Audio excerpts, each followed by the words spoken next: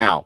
It has been crazy because I tried to hook up my new computer before this broadcast, which was just a monumentally bad idea because it's a PC. It wanted to download like 8,000 updates. I'm like, oh shit. So I had while it's still downloading updates, I just hooked up my old computer and said, screw it, because the picture is crappy on StreamYard on my old computer. So I apologize, everybody. I got to get the chat going up.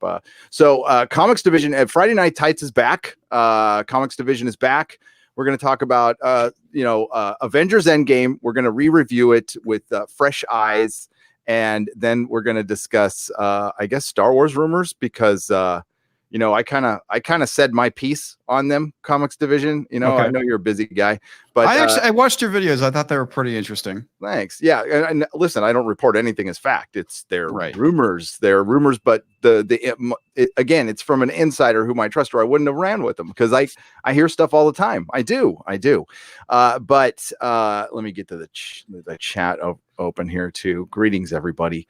But it seems like some other YouTubers decided to make videos with I guess taking a shot at Doomcock and myself, and I generally don't respond to that stuff because they are free to make those videos and poke holes in our arguments and stuff. That's great. I mean, more power to you. Go ahead and do it. And generally, I don't know. I don't want to get caught up in the YouTube. I know people love it when YouTubers are going at each other, but I've never heard of these people. So I mean, I'm not trying to big time. One of them's a much bigger channel than I am. So it's not that. I mean, YouTube's a big place. So the only thing is it's odd that two people who have made videos concerning me have, like, one was Mr. TARDIS reviews and the other one's Mr. H reviews or something. So it's very similar. It's very weird. And I could be mean and say, well, they should probably title retitle their accounts as Mrs. TARDIS reviews or Miss TARDIS reviews or Miss H reviews. It's certainly that's a suggestion that they could do. But you don't have to follow through on that stuff. It's okay. So tell me, how has it been? We took this little hiatus because I've been traveling and doing all kinds of what have you been up to, man? Oh, dude, lots of stuff, man. Been pretty busy with work for starters. Made a couple of videos during that time period, but honestly, not a whole lot. Wow. Hey, that's a 2 videos, and that's kind of a lot for you. Smart ass. No, I've been trying to get back to like doing something weekly, but shit, dude. Like last week, 2 weeks ago, I was out of town. I got back and I decided that I was going to start, getting up early, working out again. Which I did start doing. And part of that, it starts eating into the amount of time you have, because if you get up early, you got to go to bed early too. If not, you're dragging ass all day. And so, yeah, I kind of like, didn't do shit. That's sometimes that's good. I can't wait to get to that point, to be honest with you, because I've been so crazy. And that's why, I can't schedule because I love to have scheduled live streams, and that'll be happening again the next couple weeks once I get this office done. But enough of that bullshit. So I just, while I was moving the office around today, I watched Endgame again, and I watched the ending of it in Vegas for a bit, and I'll tell you right now, like it doesn't hold up well for me at all. Like, I don't like the movie. I didn't buy it. I decided to rent it on Amazon. I'm like, I don't want to buy this movie. I just don't. And I know why, now that I've watched it all the way through again with fresh, non-nostalgic eyes and some distance, from it. And dude, there's 2 things going on in this film that bother me a lot.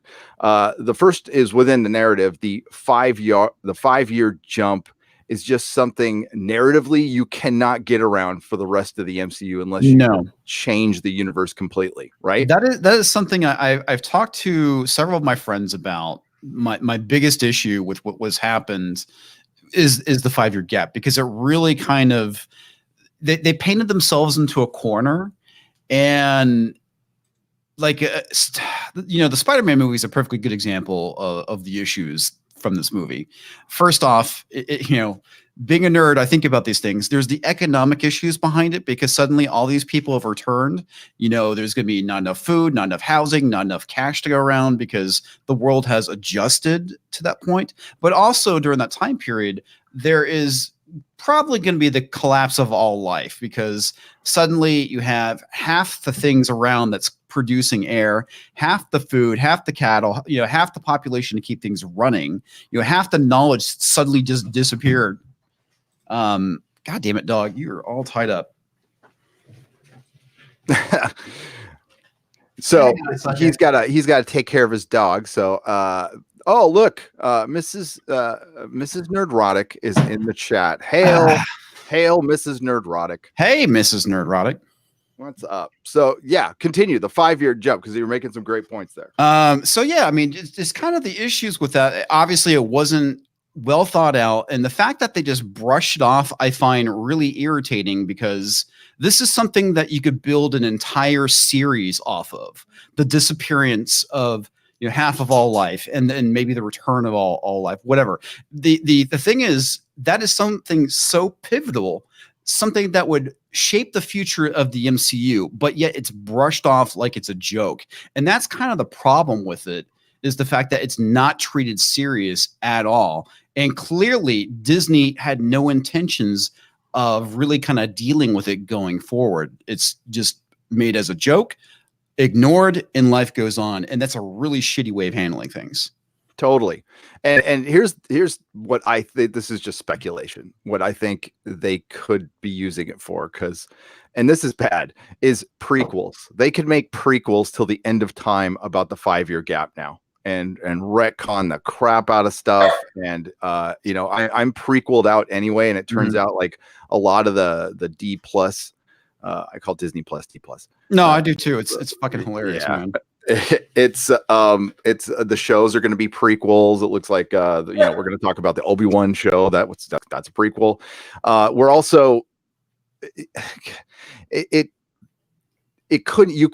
society would have collapsed, like you said, and we're nerds. We think about this stuff, and it's funny within the narrative of this, they make fun of nerds, by the way. They absolutely do. It's Thor, you're putting too much thought into it, and it's pretty funny.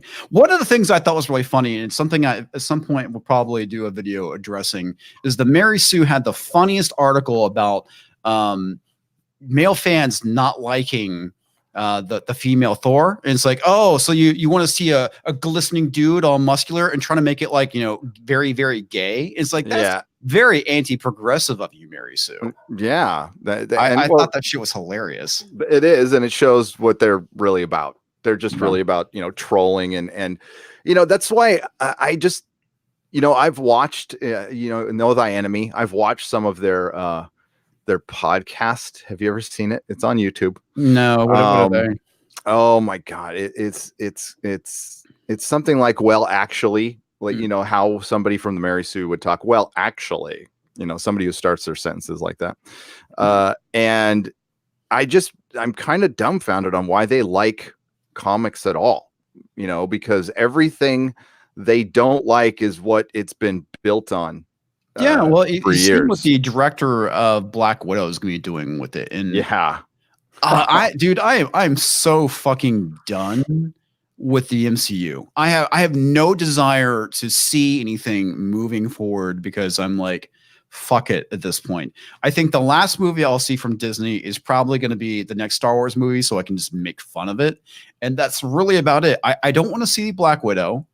Maybe I'll watch it when it comes out on some streaming service and watch it. That's where it kind of belongs. I thought it would be on D plus. I mean, I think it's an obligation movie. I think they had no intention of making it at all.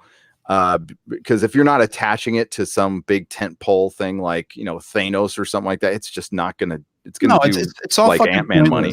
Yeah. And the other thing too is you also have the Jane Foster Thor coming up, and I have no desire to see that. I mean, it's gonna be. And now we're getting the rumors of Chris Evans coming back, and it makes me wonder if they're going to start adapting Secret Empire, which is just fucking atrocious. You know that's what they're going to do, and he'd be happy to come back. Oh that, yeah, because they'll make the shining beacon of hope in America a fucking Nazi, just like in the comics, and every time I hear something like stick. that, yeah. Oh no, every time I hear something like that, I'm like, do it, please do it, go ahead, please, because that will just hasten everything. Like, oh yeah, I'll do Secret Empire because it'll have a different result than it did in the comics. Like the movie crowds will fully accept a Hail Hydra cap. Sure. Okay. Yeah. I think so. Not so much. So we got the 5-year gap. That's just ridiculous. That is just, there's so much damage they can do, further damage to the MCU they can do beyond that. But within the narrative, I'm watching this depressing movie that wastes a bunch of time. What sticks out to me is, of all the people you could bring back over the 10 years of the MCU, Rene Russo. You decide to bring in Rene Russo, who was okay as Thor's mom, but not, I don't know. You could have brought back Odin. You could have brought back a million other people. You didn't even bring back Jane Foster, which tells you, wow, that this female Thor was so thought out that they didn't even put her in Endgame. Well, yeah, I'm pretty sure they didn't back up the dump truck full of money onto Natalie Portman's lawn and start putting it all over her the front of her house. I mean, that's the reason why she came back. Yeah, and like honestly, what else she got going on? But nothing. So they bring back Rene Russo and they give her all this screen time so she could give advice to Thor. Thor is destroyed in this film, just utterly destroyed. I think it is, especially when you see it in relation to Ragnarok. If Ragnarok was again by itself, whatever. And I get the trauma. I didn't like it, man. I know you didn't. Yeah, I know, and a lot of people didn't. I was like okay with it as a disposable film, but now when you see it in context with Endgame, I like it a lot less. And I get the trauma of Asgard and everybody. Half of the people missing after so many people died. I get it, but he didn't. He didn't get a resolution from this. We didn't get the Avengers fight, the original Avengers fighting together. We didn't get like the Hulk fighting at all. Like we saw him running into the battle and maybe somewhere in the melee, he's punching something. But I couldn't see it. And I just rewatched it on 4K screen on Amazon.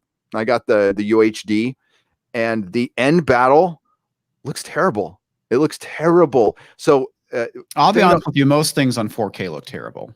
And it's yes. Even regular TV shows look terrible on 4K. I got a screen grab that I'll show you in a minute. That's supposed to be UHD. It's not, and that's the thing. It's like it's not really UHD. But the reason is so Thanos bombs the Avengers compound at the end, and all the smoke is coming up. So it's supposed to darken everything. So we're in this constant like sunset mode. To cover up all the, green screen that they're using. And there's something I didn't like it then. I really don't like it now. So let me see if I can get that screenshot up of this. Is like I was trying to get a good close up of Captain Mahville for the thumbnail, and I couldn't. So I'm like, screw it, I don't care. But dude, this is funny. I'm trying to remember who I was talking to. I had one of my animals at the vet today, and I was talking to one of the vet techs, and he was telling me about we're talking about movies and the whole thing with special effects, and the reason why like big budget films, their CG looks like shit is because what the guy said is that yes, we have to do this and then fix all the other crap in post that it normally, like in films, like if a boom was in the shot, they would just go and reshoot it. But now the special effects guys have to go and edit out all the fucking mistakes along with the other CG stuff. So it makes sense why a lot of these big budget movies look like shit. Oh yeah, absolutely. And this is why. And plus, the time limit, and back in the old days, they used to take their time with films and give themselves a lot of time. But look at this shot. I mean, it's and it is what it is anyway. But Nah. like, this is like bad J.J. Abrams. Everything's blurred out. You can clearly see that I don't know if she's even wearing a mocap suit or a partial costume. And look at the back of her head. It looks Honestly, like they used the Gaussian lasso and just Yeah. on Photoshop and just popped it Well, on. not only that, just like her expression is just like, I want to see the I'm manager. so bored fighting Thanos. He's so easy to beat. So the other things the biggest thing that bothered me, forget there's the 5-year jump. There's also individually, other than Iron Man was and it feels like it was obligatory that they had to give him, the best, when they should have, because we are here because of Robert Downey Jr. and Iron Man, and he did great. There was great things within this. Paul Rudd as Ant-Man was great, actually better than he was in his last movie, which wasn't very, wasn't very good. And Robert Downey Jr. was great. Chris Evans was great. He was, until the end, when they just completely undid everything. Like Captain America, we've talked about the ending, and I talked about it at the time. Actually, what we reviewed at the time, Cap would never do that. Cap would not do that. That is so uncap. But it's really egregious with Thor, with what we see with Thor as the film goes on. Well, that's the thing. They just made him a butt of a joke. He really has no story arc, and that's kind of the problem. Like with this entire series, is that I kind of feel like that. He just kind of exists in this world when there really should have been more, to the character. And I understand that. What's his name? When he did Ragnarok, he made it really funny. I do think it was probably one of his better performances, but that movie was just a fucking joke. I mean, there's times where you got to have the tension. It's like the stuff with Heimdall was really good because you kind of got the idea of how dire things are, and there's no jokes to bring levity to the situation. That's all he does, and that's kind of the issue. Is you got to have those moments of seriousness to let shit sink in and go, holy crap, all is not right. But it just turns into a big fucking joke. And that's exactly what happens with this character when they made him fat, body positivity Thor. He just became a butt of every fucking joke.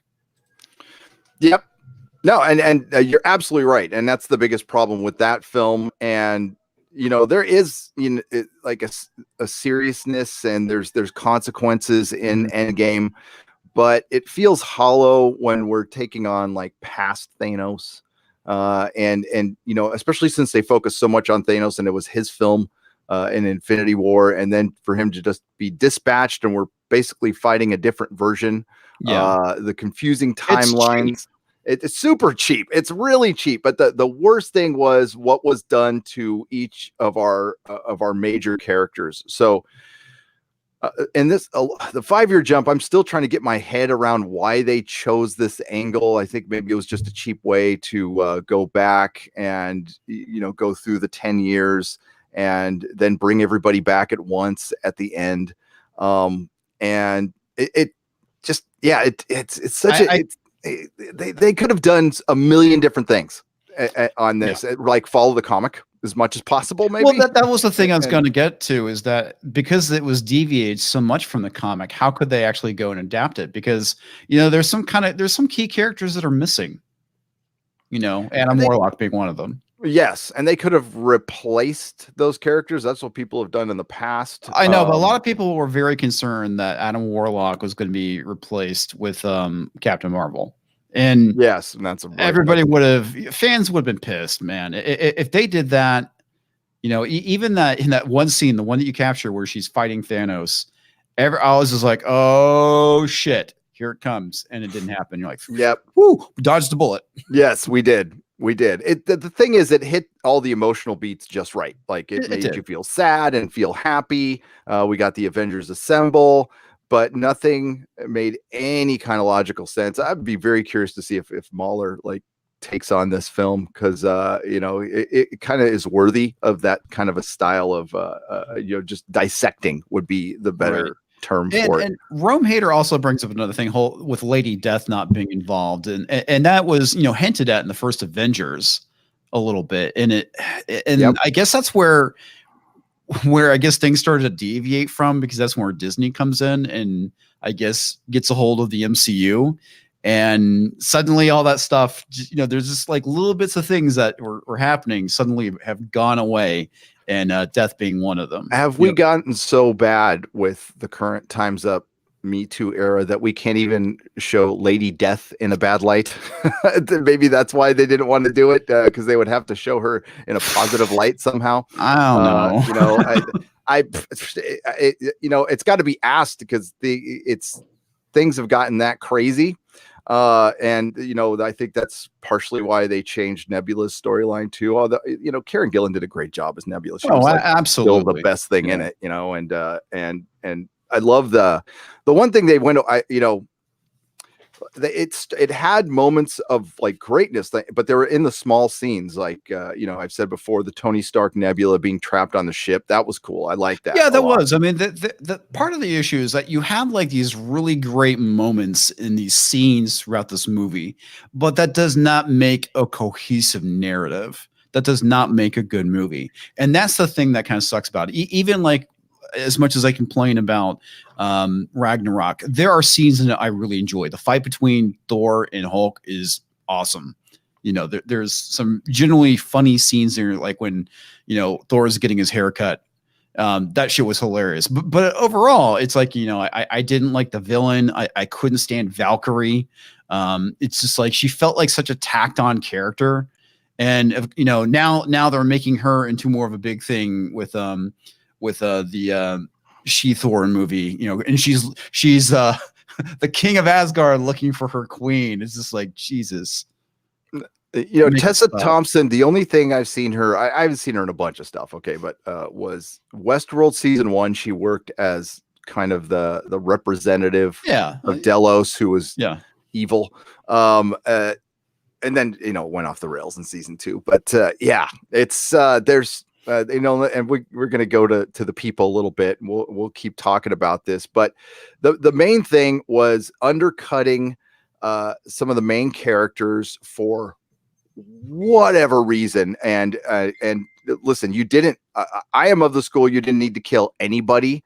I don't know why you had to kill the original trilogy characters in Star Wars. I don't know why you had to kill any character. There's this finality. Like, you can recast people in the future. It's a big universe. People can retire and never be seen again. It's like, I give up superhero and I'm done. I'm really done. Videos, it makes a lot of sense. Why would they would go and kill off the original trilogy characters? Because if true, if royalties are going back to George Lucas, it would make sense why they would not go that route, because there's this vacuum where all this money is getting sucked out of their pockets and going straight into George's. And when you look at the toy money, I mean, I was when I was first making the video, I mean, I was kind of aware of how much money they were making from the toys, but it didn't just click with me until I did my second video. And I'm like, ooh, why George did what he did when he made Star Wars. His whole thing was, he didn't care about the movie, the money from the movie. He cared about the merchandise. Well, he invented that shit, but I was aware of it. It just doesn't sink in until I worked out on a can't remember the amount now. What 20% of 12 billion is like, oh, fucking ridiculous. Okay. Yeah, it's a lot. I'll take that. Well, it's like 4 billion, or 3 billion, but I'm not good at the maths. So let's get to some of the people here. And yes, so it's Birthday Palooza here in the Nerdrotic household. We celebrate a Birthday Palooza. We don't just do the one day thing. We kind of do a bunch of little stuff over the course of a month, whatever month the birthday is, like Mrs. Nerdrotic, who is going to be, I think, 23 again this coming March. She'll have March is her month. It's also, it's no mistake that it's International Women's Day is in that month. Well, it's International Melissa's Day, so that's the way I look at it. But Jill Timborough for $2. Happy birthday! May you have many more. Thank you very much. I've been trying not to think about. I've been distracting myself a lot from being 50. because it's all downhill from here. I mean, like there's more life behind me than ahead of me, and that is she's just stay, as my sponsor says, just stay in the here and now. You'll be fine. But thank you, Jolton Burrow, for the $2 and the coffee. Peter Davison from Australia Comics Division. Peter Davison's from Australia. He's got a lovely mother who is who is 85 years young, 85 or 86, but she's brilliant. So say hello to her. Matrix 212 has an interesting theory on Star Wars. I'll check it out. I've been hearing all kinds of crazy theories and rumors, and and thank you, Peter Davison. Listen, I'm not. I don't want to. I never want to say never. Comics Division, like I've never felt the need to make a video about another YouTuber. I mean, like I would take the counterpoint on an argument, and I would love to debate them on a live stream. I think that would be interesting, but I've never wanted to make another video about a specific YouTuber. But I mean, I can't say it's not going to happen. If it's, somebody, I'm just picking a name here, like Zoe Quinn made a video or something like that. Yeah. Maybe. Oh, we make videos. You never know. About specific people. They're not YouTubers, but they're definitely people in the entertainment industry. It's like I don't think I've made a video specifically about Zoe Quinn, but I've definitely made videos about Dan Slott and Mark Waid. Oh yeah, and well, they're not content. I'm like talking about content. Basically, we're in the same boat here as content creators. But we're all technically critics. Slott has a YouTube channel. Yeah, but I mean, he's a writer. He's a creative. So I think he's a public figure, and you can do that. As far as other content creators, though, no. Why would I want to make a video about somebody's criticism of a movie that I don't agree with? I wouldn't do it. It's not something I think anybody here is interested in seeing. But yeah, okay. I will check out the theory though, Peter. Thanks. And Peter Davison says, sorry, Matrix Lord 212. Oh, you didn't have to give another super chat for that, Peter. But thanks. For Australian $2 here. Are we still looking at Captain Marvel? We want to stop doing that now. Sorry. We're scarring the audience, Gary. My God, I apologize, people. I'm so sorry. Let's get back here. Let's get the chat back up there though. I kind of like that. We can chat. Well, I was thinking there's going to be a Die Hard reboot. Oh my God, Disney. Let's cast Brie Larson and call it Brie Hard. Well, dude, that's the first thing I heard is because Dr. Venkman, he was really excited, and I'm like, dude, are you serious? Because it's going to be a female lead this time. Who was excited about I'm sorry, Dr. Venkman. Is somebody actually excited about a Die Hard remake without Bruce Willis? I am not. I mean, I'm seriously curious about that. Like, are people really interested in seeing somebody else in a Die Hard like? I mean, Die Hard's like it's not even a franchise. It had a decent sequel, and it's gotten way too many, but it's a Bruce Willis action vehicle. That's it really is. It is. That's all there is to it. We don't need another sequel. Yeah. I mean, poor Bruce. He's a little old now. Probably a little too old to be running around, acting like a badass. I don't know. What is he? He's 70s? Yeah. He's freaking old. We were watching him in Moonlighting in the 80s. Oh God, Moonlighting was great. It was till they got back together. It's why shipping ruins everything. And this is before people even knew what shipping was. Yeah, true. Justin Gould asks for $4.99. What's up, Justin? How's it going? Thank you. Have you heard about the Obi-Wan show movie rumor? If it happens, I hope Disney doesn't ruin him too.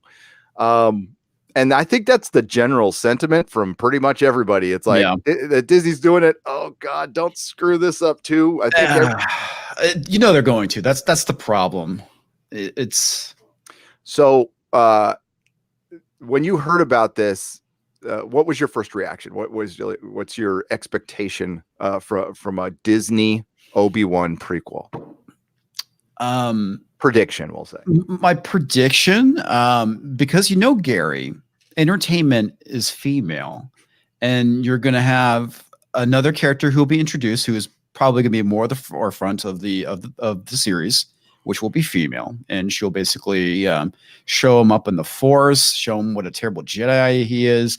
I mean, granted, I'm more making fun than anything else. I don't know for sure if that's what they were doing, but it seems like the pattern of the way things are going these days, like what we've seen with the Picard series, and we know that Disney has been turning down shows because they want to make more female centric things. Yeah, which to a degree is fine, right? But the main thing is they need to remember that there's also a male audience, and you don't want to shut them out. You don't want to shut out anybody, male or female. But it seems like they're doing a lot of very female focused or centric things now. And this is the reason why this is the reason why the MCU is going this direction. It's the reason why Star Wars has gone this direction. It's the reason why the TV stations that they own is it ABC? CBS? Yeah. It's ABC. There's this show called Emergence that's coming out, and I see whenever I see the commercials for it, I'm thinking because it has Clancy Brown in it. I'm pretty sure that he's going to be the bad guy because he's a straight white male, and they have the lead from a show called Downward Dog, which was a terrible, very kind of SJW show where she plays a police officer, and then there's like this young girl who has I guess some immense power, and I think that's just the formula they're going to be using from now on. And I have a feeling that's going to seep probably into the Obi-Wan series if that is actually going to be real. A young girl with immense power. Isn't that Picard? I thought that was Picard. Well, like I said, it's the formula. It's the formula everyone's using these days. Yeah, it absolutely. So this was a huge banner at Comic-Con. It was on the side of a building, and that up to the right there. And I remember I think it was Jeremy. We were looking at that. We're like, what is that? What do you get out of this image here? Suspicion with a little girl in a lighthouse. Yeah, that doesn't look like it. Yeah, it just looks like small town drama in Connecticut, maybe, or somewhere in Maine. I don't know what's going on here, and there's nothing that excites me about this. But the thing is, like every poster at Comic-Con for the new TV show kind of looked like this. Like it just had a woman looking very stoic with a single word title, and it was when you see them all next to each other. I have a picture somewhere. I gotta find it. It was pretty funny. I'm like, where are the superhero shows? Like, what's going on here? There's one title we couldn't even read.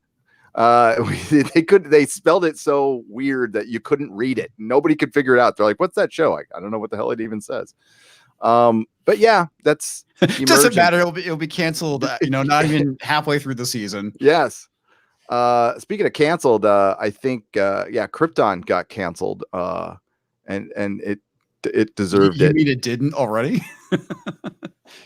It deserved it. Yeah.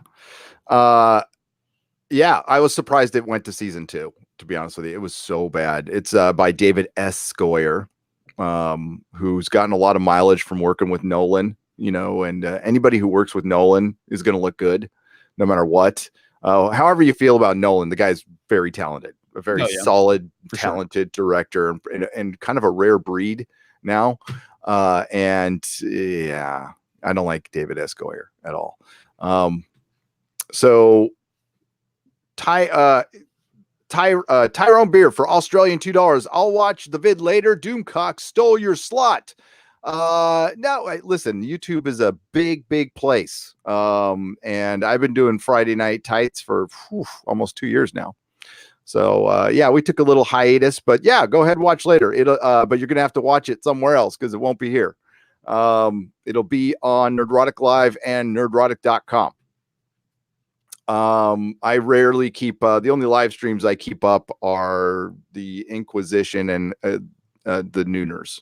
Oh, that's weird. I thought you kept the Friday Night Tights up. Not anymore. No, I haven't been keeping it up. I put it over on Nerdrotic Live and stuff, just in case they go long and stuff. Right now for if it's a big show, I'll keep it up. If it's something like we're reviewing a movie or something, but right now the algorithms being so good right now, I don't want to mess it up. And it unfortunately, and talk to YouTube about that, live streams mess up the algorithm. I don't know why. Yeah, I started doing the same thing too, where I just started privating them because of algorithm.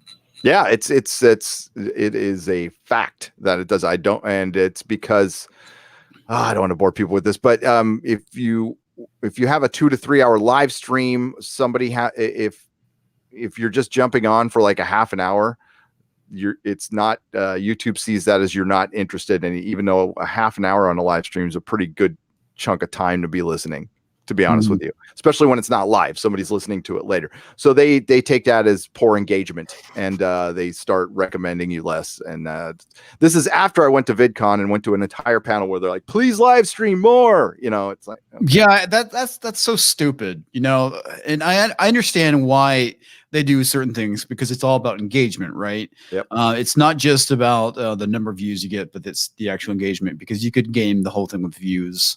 And technically, I guess you could game engagement as well, but it's a little bit more difficult. Yeah, it certainly is. But yeah, you can, well, at least you can watch me and then go back to watch the Doomcock, because we don't go as long. Mike Brown, but you can always catch me on Sunday or Monday. Damn, you're right, Wednesday. Man. Doomcock can fucking stream a long ass time. Yeah, he can. He's by himself too, man. That's a feat. I mean, you're lucky if you get 15 minutes out of me for a solo stream. Yeah, it's tough. I've done them for 4 hours, but I'm wiped afterwards. I generally like to keep it 2 to 3 at the most. No, I think the other thing too, since you actually have your camera on, it's a lot easier to, like if you're looking something up, at least people have something to watch while you're being silent. Yes. Which I'm generally not. That's the problem. Well, at least I found an outlet for it, though. Mike Brown, looks like they're satting out booms. Looks like they're satting out booms. What, Mike Brown? What are you saying there, pal? I don't know what satting out booms is. But you don't have to give another super chat. Just respond in the chat. Sorry, maybe I'm missing something there for $2. Booms? Maybe it's SATING. Maybe they're sending out brooms. Maybe cleaning house. Yes, that's good. Vashta Narada for Canadian $5. Disney are killing the golden goose. Yes, I think they've killed. I think it's past tense. Mm-hmm. It's done. They've murdered it. It's done. There's no. It's coming only back. a matter of time at this point. The only way Star Wars will possibly and the MCU, we'll talk about both of them. The MCU is still in the process of failing. I don't think it's cooked yet. I maybe you're talking about the MCU, but Star Wars is cooked. Goose Star Wars cooked. Cooked and consumed. Dude, I am looking forward to seeing the numbers with the next movie. I'm sure it will be higher than Solo, but I don't think it's going to be nowhere near as high as The Last Jedi. People, apathy is at such a all-time high right now. It's fucking hilarious and sad at the same time. Only Disney can get apathy at an all-time high. Not caring is at an all-time high. I am so not caring right now. But that's true. It's true. And the funniest thing is I want you all to enjoy the shilling that will start to happen in, what do you think? Late October, early November, maybe as early as September. You will start seeing prominent blue check marks on Twitter start going, I've seen a screener, or I've seen this scene and I cried, and OMG, it was better than Empire. Oh my God. It was the best Star Wars ever. Ooh. We need to find a response meme for better than Empire. Like every time we see better than Empire, because haven't we heard that every time a Star Wars Disney movie comes out? It's almost like they give them talking points. Now, they probably do. Star Trek Discovery, when they premiered, did something very similar to the Star Wars Force Awakens premieres. They did a premiere for prominent social media people, blue check marks, prominent groups on Facebook. So they would see it and then say, oh my God, it's the greatest thing ever, Dude, and that's okay. Speaking of the shilling, okay, I am a huge fan of Kevin Smith. I love, and Mike V kind of already beat me to it in the chat. But dude, I admire him as a filmmaker. He is probably one of my top 10 favorite filmmakers of all time. But holy fucking shit, dude. Stop with the shilling for fucking Star Wars. I mean, he even defended the prequels and a lot of stuff. And, you know, it's like, dude, stop, man. Seriously, stop. I've lost some respect for him because of this shit. Absolutely. I mean, Kevin Smith was the John Hughes of the 90s as far as like making films that defined the generation, like Clerks, I think. Yeah. Defined I mean, the generation. I saw him when Red State came out. He was doing a tour, and I had the opportunity to see him live and talk about the movie and some other stuff. But fucking A, dude. It's like, shut up. Stop shilling for this crappy Disney movie. Well, and the disappointing thing is that's not what he built his fan base on. No. He was the reason we liked him is because he told it like it was. Like he did not do that stuff, and now he did. I mean, this is the guy who created Jay and Silent Bob Strikes Back, which is my favorite film by him. I love Bates. Yeah, that's a great movie. And it doesn't take away my enjoyment of the films. No, it doesn't. But yeah, but he's been. You're right. It's just been awful. It's disappointing. It's disappointing. Yeah. Dio Brando for $2 says, it's my birthday and I found out I'm soon to be an uncle. Well, hey, congratulations. Welcome to unclehood. Where that unclehood is awesome because you get none of the responsibility, but then you can spoil. You're going to get asked to babysit once in a while if you live close, but you can always move really far away. And yeah, it works out great. And it's you get to sleep. You still get to sleep. So congratulations and happy birthday. My birthday is Sunday. My birthday is on Sunday. So I will have to send you a happy birthday text. Oh, thanks, man. I'm good. Which you'll promptly ignore. Which I will promptly ignore. Promptly. Like all my other texts. Yes, and my wife's text too. Don't feel alone. Dude, I just fuck with you. Yeah. Oh God. I know. Yeah, Jeremy was giving me shit about that too. I deserve it though. I do.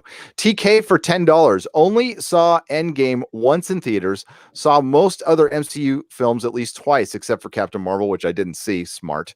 Yeah. Smart move. Also skipped Far From Home. Like comics, I'm done with it. The 5-year gap was a joke. Thank you for the $10, TK. And it was. It was all to keep the emotional drama. It was all to give Tony a daughter, which you could have. God, you could have done that. You could have done a time jump. It just didn't need to be done. You could have just given Tony a daughter. I don't know why they didn't do that earlier. Why not? And the fact that, I mean, like nobody's talking about the fact that him and Pepper had a little daughter, and she's like 50, right? I mean, isn't she like 50? Well, Gwyneth Paltrow is like my age. Stark Tech, dude. So they do it with baboon wombs. They right? Stark Tech. That's funny as hell. Well, I don't know. Maybe I'm wrong. How old is Gwyneth Paltrow? I mean, it's not nice to know her age, but okay, she's 46. I guess it's possible, but yeah, she's no spring chicken. Alita Rising, thank you, TK, by the way. Alita Rising for Australian $10. Gary, I get that you don't like Avatar. The movie. I was gonna I like The Last Airbender. I mean, that's my Avatar. But the re-release of Endgame was disgusting, incomplete, pointless, extra scenes, a cheap trick to get the top spot. Yep. I agree. No, I won't disagree with that at all. It was disgusting to put an unfinished effects scene out, and I don't count it. It was an unfinished effects scene. It was an unfinished effects scene, and let's be clear: the highest grossing film of all time is Gone with the Wind. It's always going to be Gone with the Wind, and it always has been Gone with the Wind. You have to adjust for inflation. Yes. Not adjusting for inflation is ridiculous. It is. It's utterly ridiculous. And you consider when Gone with the Wind came out, listen, there wasn't a lot going on in the world. Was it the Depression was ending or it was during the Depression? But people were depressed, okay? And they got to see this film, and it made gobs of money. Gobs and gobs and gobs of money. And it will never be beat. No, I think, yeah, that was completely cheap. And they pulled the same tricks that Avatar pulled. And the thing is, it cheapens it because neither of those films are worthy of being the highest grossing film of all No, they're time. really not. They're really not. Love or hate Titanic, I felt it was worthy of it. Enough people love that film, and it was in theaters for a good long time. And it was kind of a throwback to the like a disaster, but Hollywood classic. So I get that movie. I get. I it's not like I'm going to rewatch it again, but and I mostly love James Cameron. Like Avatar's the only thing I don't like by him. I love everything else he's done. But yeah, it was totally cheap. I agree. Cheap move. And it also shows you, Kevin Feige like comes off as this really nice, like he's got his baseball cap. He's just a good old guy, He's relatable. He's like one of us. Yep, he's a freaking producer. He is a shark. He has no soul. Like he wouldn't have risen that high. He's very good at his job. He's very competitive. And according to Grace Randolph, he's one of the most passive aggressive people in Hollywood, which I can totally believe. I can totally see that. Which is, yeah, I haven't watched one of her videos in a long time, but nothing bad to say about Grace other than I don't like her takes on some stuff, but who likes everything? The DJ D show. What's up, my man? How's it going? The moderator and a YouTuber himself. Go check out the DJ D show. He's a good dude. Thank you for the 250. Happy birthday. Happy 50th. Y'all, Gary, y'all meme. Yes. And I'm kind of a living meme sometimes. Let's be real. I get it. I understand why when somebody makes a video, poking holes in my argument, I just go, yeah, okay, sure. So Gary, have you owned a comic book shop for 10 years? I don't know if you guys have heard. You might be new to the channel, but I owned a comic shop for 10 years here in San Francisco. And listen, I know this might be news to a lot of people, but yeah, it was successful. I won Best of the Bay in 2009. I did. Well, that's the funny thing. Sometimes you got to repeat stuff like that as you get new viewers coming in. So, I mean, as much as people kind of see it as being cliche, you got to remind the new people, or you got to let them know. The one thing I learned from YouTubing, and I know you know this, I'm saying it out to the crowd, is, and I think I mentioned this early on in one of your live streams. It dumbfounded me, but it's restating the obvious. Yes. And, there's some things it's like, isn't this just obvious? But sometimes you have to say. I feel compelled to do the exact same thing myself. It's like with my latest videos, I was talking about the whole thing with female characters being Mary Sue's. The other thing is I don't want male characters to be Mary Sue's either. And it's like just stating the obvious because it's 2019. I feel like I kind of have to, because there's someone out there who's gonna be like fucking sniping me because I didn't say it. Yeah. Well, and just what you said earlier, it's right now we're making fun of the trend in Hollywood and we're clowning it hard because it deserves. You got to mock things. That's how, if you want things to really change, mockery, memeing, this is what you have to do. Again, we have to state that out loud, but something you and I know. But when we're making fun of the constant female lead thing, it's not like we want a bunch of white muscly dudes in everything we see. Okay, that's not the case. We're just making fun of this idiotic, superficial trend. Yes. And Hollywood doing it, and then on top of that, it would be bad enough if it was just a trend, but they think they're actually making the world a better place. That by casting Brie Larson and making her the head of the MCU, we are feeding children in Africa. I mean, like she treats it like that. She's all, I'm going to change so many little girls' lives. It's like, no, you're not. You've broken no ground. That's the thing I think is fucking hilarious. No, I agree. The only thing she's broken is the MCU. There's no ground. No ground has been broken here. Just the MCU. Just the MCU. That's all. And listen, Captain Marvel is an annoying character in the comics from the Kelly Sue DeConnick era on. Miss Marvel was a very likable character that people kind of dug. It didn't really ever do well, but she was a really good Avenger when she was around. She spent most of her time not around, and honestly, she was known by getting almost killed or killed by Rogue, depending on how you look at it. I remember reading Miss Marvel when I was a kid, and she was on the Fireside books. These were like the first trade paperbacks. They collected all the origins, and they had the origins of Marvel Comics and Son of Origins, and they had the Women of Marvel, and she was on that cover. She was there, but nobody ever remembered it because she's, as your boy Zach, he did the best description of her ever. She's the generic superhero that you put on side of a plumbing van. That's the perfect description of it. And I want to give him all the credit for that. But absolutely, that's true. Yes. Kenny Jones for $5. If I didn't know the screen grab was Endgame, I would wonder what sci-fi or sci-fi. And by the way, if I say sci-fi, it's Sci-Fi Channel. Yes, sci-fi channel movie or TV show it was. Yes. I agreed, Kenny. It looks awful. It looks absolutely. I've got other screenshots of her that are, that I haven't messed with in Photoshop or anything. Let's see if there's another one here. That's everybody's seen that one. Yeah, this one looks like she wants to see the manager too. That's right, Cracklin. I think she was also in the X-Men cartoon. Yes. Was she? Like the original one from the 80s? 80s, 90s. I think she was in a remember that. Maybe. I think he's right. I mean, like, listen, I don't remember every episode. He could be right on that one. I know she was in Earth's Mightiest Heroes, right? So I'm gonna screen share. I mean, it's just 92 apparently. It's Marvel. Sweet. Yeah. I don't own that on DVD, and I really should. Is it actually out on DVD?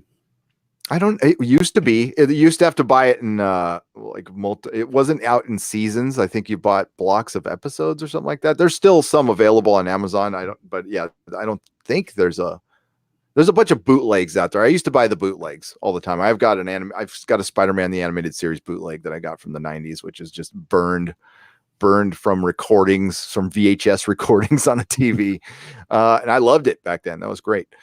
Yes, that's it's everything's dark.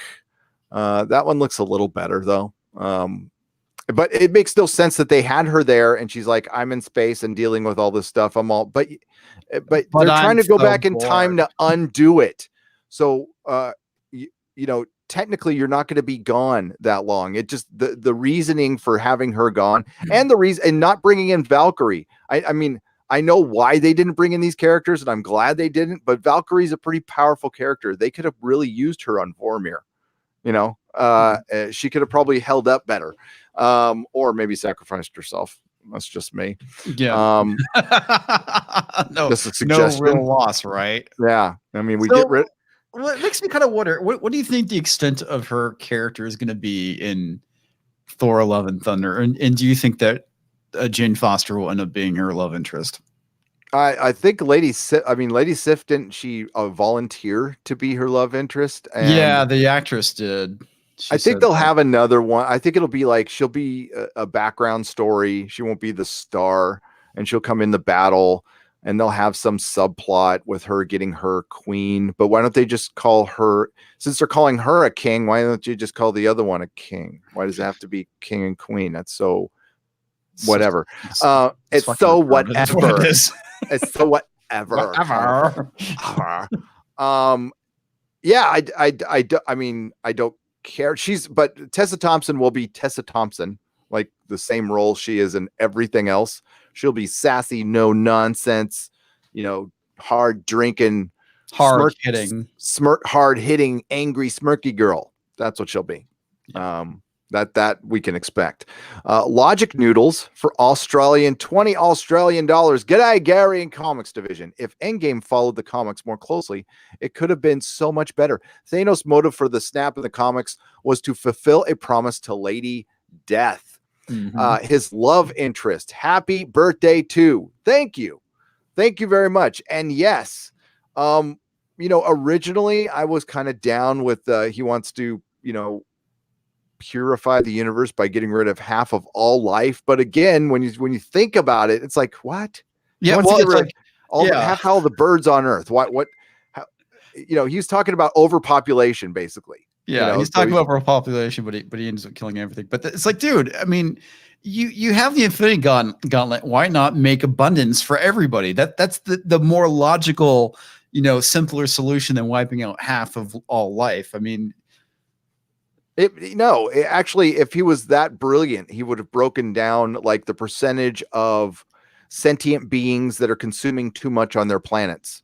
I mean, he just didn't want to do the work. So Thanos was essentially lazy, because if he actually crunched the numbers, he probably only needed to get rid of, like, say, 12% of all sentient life in the known galaxy. Was it universe or galaxy? It was universe. It was universe. And how the hell did he get around the entire universe? How does he? I mean, like that's. I mean, it makes no sense, especially with Thanos is not a god, but but they didn't want to do the Lady Death thing because that was going too far in the movie with the giant green guy who's jumping around, and it's weird how these weird creative decisions they made, because they didn't ever, even the MCU didn't go full superhero. And I know that sounds crazy to hear, but it's true. They didn't. They really dialed back the costumes quite a bit, especially towards the end when nobody wore masks anymore. And it's like, why did anybody even have a costume at the end? Well, technically, you could say that for the most part. Crap. Fuck. I'm totally blanking. Purple guy with bow. Hawkeye. There we go. Yes. He never really truly had a costume. Hawkeye never had a costume, and that's why he never really looked or felt like Hawkeye to me. It just looked like Jeremy Renner, G.I. Joe. Yeah, guy with bow. Jeremy Renner, G.I. Joe. That's a good way of putting it. He looked like a G.I. Joe guy. And it's like, you couldn't throw a mask on him. And they did Ronin at the end, which was cool. And that was honestly the coolest thing. That his Ronin scene was the coolest thing he's done in the entire MCU. Yeah. Yeah. Except for the shitty haircut. Yeah. Nina Fabiano for $5. Some nerd debates would be fun. Yeah, I'll debate anybody on that stuff. I mean, bring it on. Especially debating me on a rumor. I mean, it's like, it's a rumor. So you want to debate that's the fun part. That it's a good rumor, a bad rumor. I didn't even state. I just thought it made sense to me. Well, that's the thing that I think a lot of people don't get, specifically with the shill media, is that speculating as a fan is fun. Yeah. Oh my God, that's what we did all day. I mean, like when you go to, especially, in the 90s, I'm sure I used to go with the same group of friends to the movies, like every Friday night. My friend Jay, my friend Doug, the people, Aaron, everybody I worked with at the warehouse, we'd go see a movie, and that's what we did.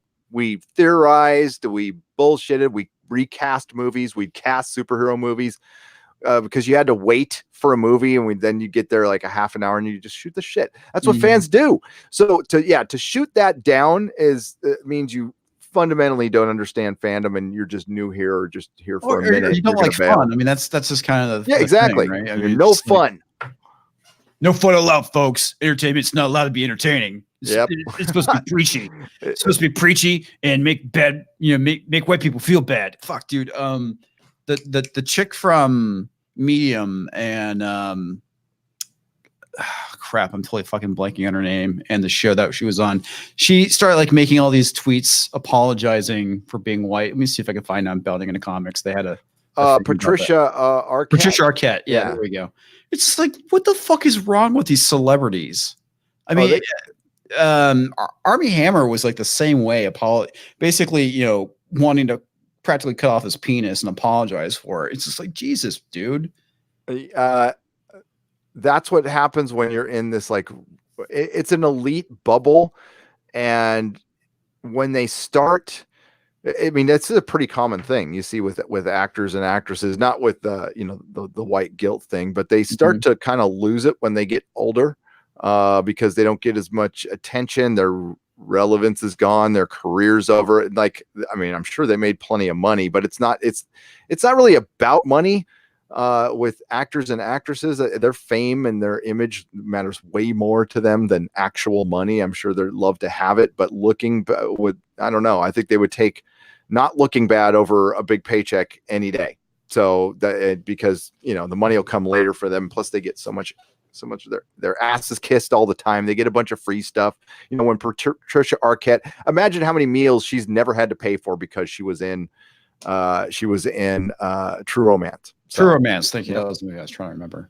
She was great in True Romance. No, she was. That was a very good movie. Was it Rosanna Arquette? It was one of the Arquettes. They're crazy. Okay.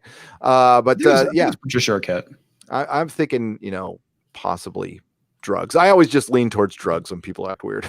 Oh, dude. Yeah. Not Rosie O'Donnell. Fuck, I can't remember. Hang on a second. I'll have to look this shit up. Senility's kicking in. Yeah, well, no, that the alcohol I've been drinking is kicking in. Attaboy. Yeah. Roseanne Barr's ex-husband. Oh, Tom Arnold. Yeah. Tom Arnold. Yeah, he is all fucked up. That is to him. I don't know, dude, but that has to be a case for fucking drugs right there. I used to love Tom Arnold. I did when he was on the Best Damn Sports Show and everything. I used to love Tom Arnold, but now he's like completely gone. Like, what the hell? Trump derangement syndrome, I guess. It is. And like he used to be a Republican. That's what I don't get. Like he was a hardcore, like Bush loving Republican. I remember. But you know, Arnold doesn't like me either. So I guess it's neocon, maybe, whatever. Okay, so Jill Tamburo for $5. What's up, Jill? Again, in Endgame, what they did to Gamora was crud. Lots of good character development, flushed down the toilet, and Absolutely. For what? All of it did was to hurt Peter Quill. Thank you for bringing that up, but please give your reaction again. Sorry, I just wanted to finish the super chat there. That's cool. Arnold is an admitted mental patient. Oh, that could do it too. Yes. So Gamora, yeah, her character, great character development, great character arc done. They derailed her character to make Peter Quill look like more of an idiot. And I'll give you another example of trashing one of the best scenes in MCU history is the opening credits for Guardians of the Galaxy. Mm-hmm. And instead of, remember, Nebula is just gotten this family, right? She has just accepted, the Guardians as her family. She's been tortured all her life. She had one of the best character arcs. So she goes back in time and sees Peter alive for the first time. And what do? They clown him. Instead of that. I mean, that's an emotionally impacting scene that you left behind for a joke. And people go, oh, it's probably a good joke. He's an idiot, but that's all they did to him. The entire movie is make him an idiot. Well, but he's competent too. That's the thing. He's like, you can be an idiot and be competent or do idiotic things. Yeah, but no, they took a narrative and creative decision to make him look like more. I mean, they doubled down on it to where it wasn't funny anymore, especially when I watched it again. And it's clear what they did in this film. This film was a lot of things to the MCU, but most of all, it was setting the pace. It was acting like a comic book does. Comic books don't end. Okay. So the ending of something always sets the pace for something else. Right. That's why, especially with Marvel, their events always fall flat and people aren't generally happy with the end because they don't really end. They just set up the next event. And that's what Endgame did. It set up phase 4. And the first thing they had to do was that picture we're showing right now. This is from the non-white male council. So this is the non-white male council where everybody's in charge and there's no white males there. Now that you mention it, it's like I completely overlooked that because Black Widow's the one in charge. Then you have Rhodey, Captain Marvel, and what's her name from Black Panther, and that's it. And Rhodey's not in charge. He's answering to Black Widow. So and you undercut Thor's character. The only character that got there's 2 male characters like Ant-Man was treated well, but he's still more of a moron. Well, he's already an idiot, so they don't have to make him more of an idiot. And the thing is, the Scott Lang Ant-Man wasn't an idiot. I mean, certainly capable of it, but I don't know if you ever read The Irredeemable Ant-Man. That was a good. See, he was kind of an a-hole. See, that's the thing. I think I wish they would have leaned more into that. I love Paul Rudd. He's such a likable character. It's hard not to like him, but I really hated what they did in the last movie. So they undercut Thor. They undercut Cap at the end. Whether they did it by giving him this happy ending, but it's the most, it is ridiculous, but we've gone over it ad infinitum. And they also did it to Peter Quill and derailed what Joel said right there, derailed Gamora's character they took away the relationship. Yeah, they took away the relationship. That was like one of the big things that annoyed me. I mean, the thing I liked about Infinity War, the sacrifice, that was such an impactful scene with Gamora and Thanos throwing her off. And especially with those very biting words she had of, it's like, you don't care about anything. And he looks down at her and he's got the tear rolling down his cheek. And he's like, you're wrong. And that's why he throws her off. It's just like, it was so gut wrenching and so heart wrenching and fucking completely undone at this point. That's kind of the problem I have with Endgame is it really does undo everything that happened before. I mean, literally the past 10 some odd years of the MCU has just been undone by this movie. Hang on just a second. Sorry. Sure. I guess I will. I got interrupted, but then then she walked. I don't know what's going on. So sorry about that. Back to the show. I wasn't sure if I was going to have to do a song and dance to keep people entertained. Well, you could have. I mean, I won't stop you. No, I won't stop you. No, but nobody wants that.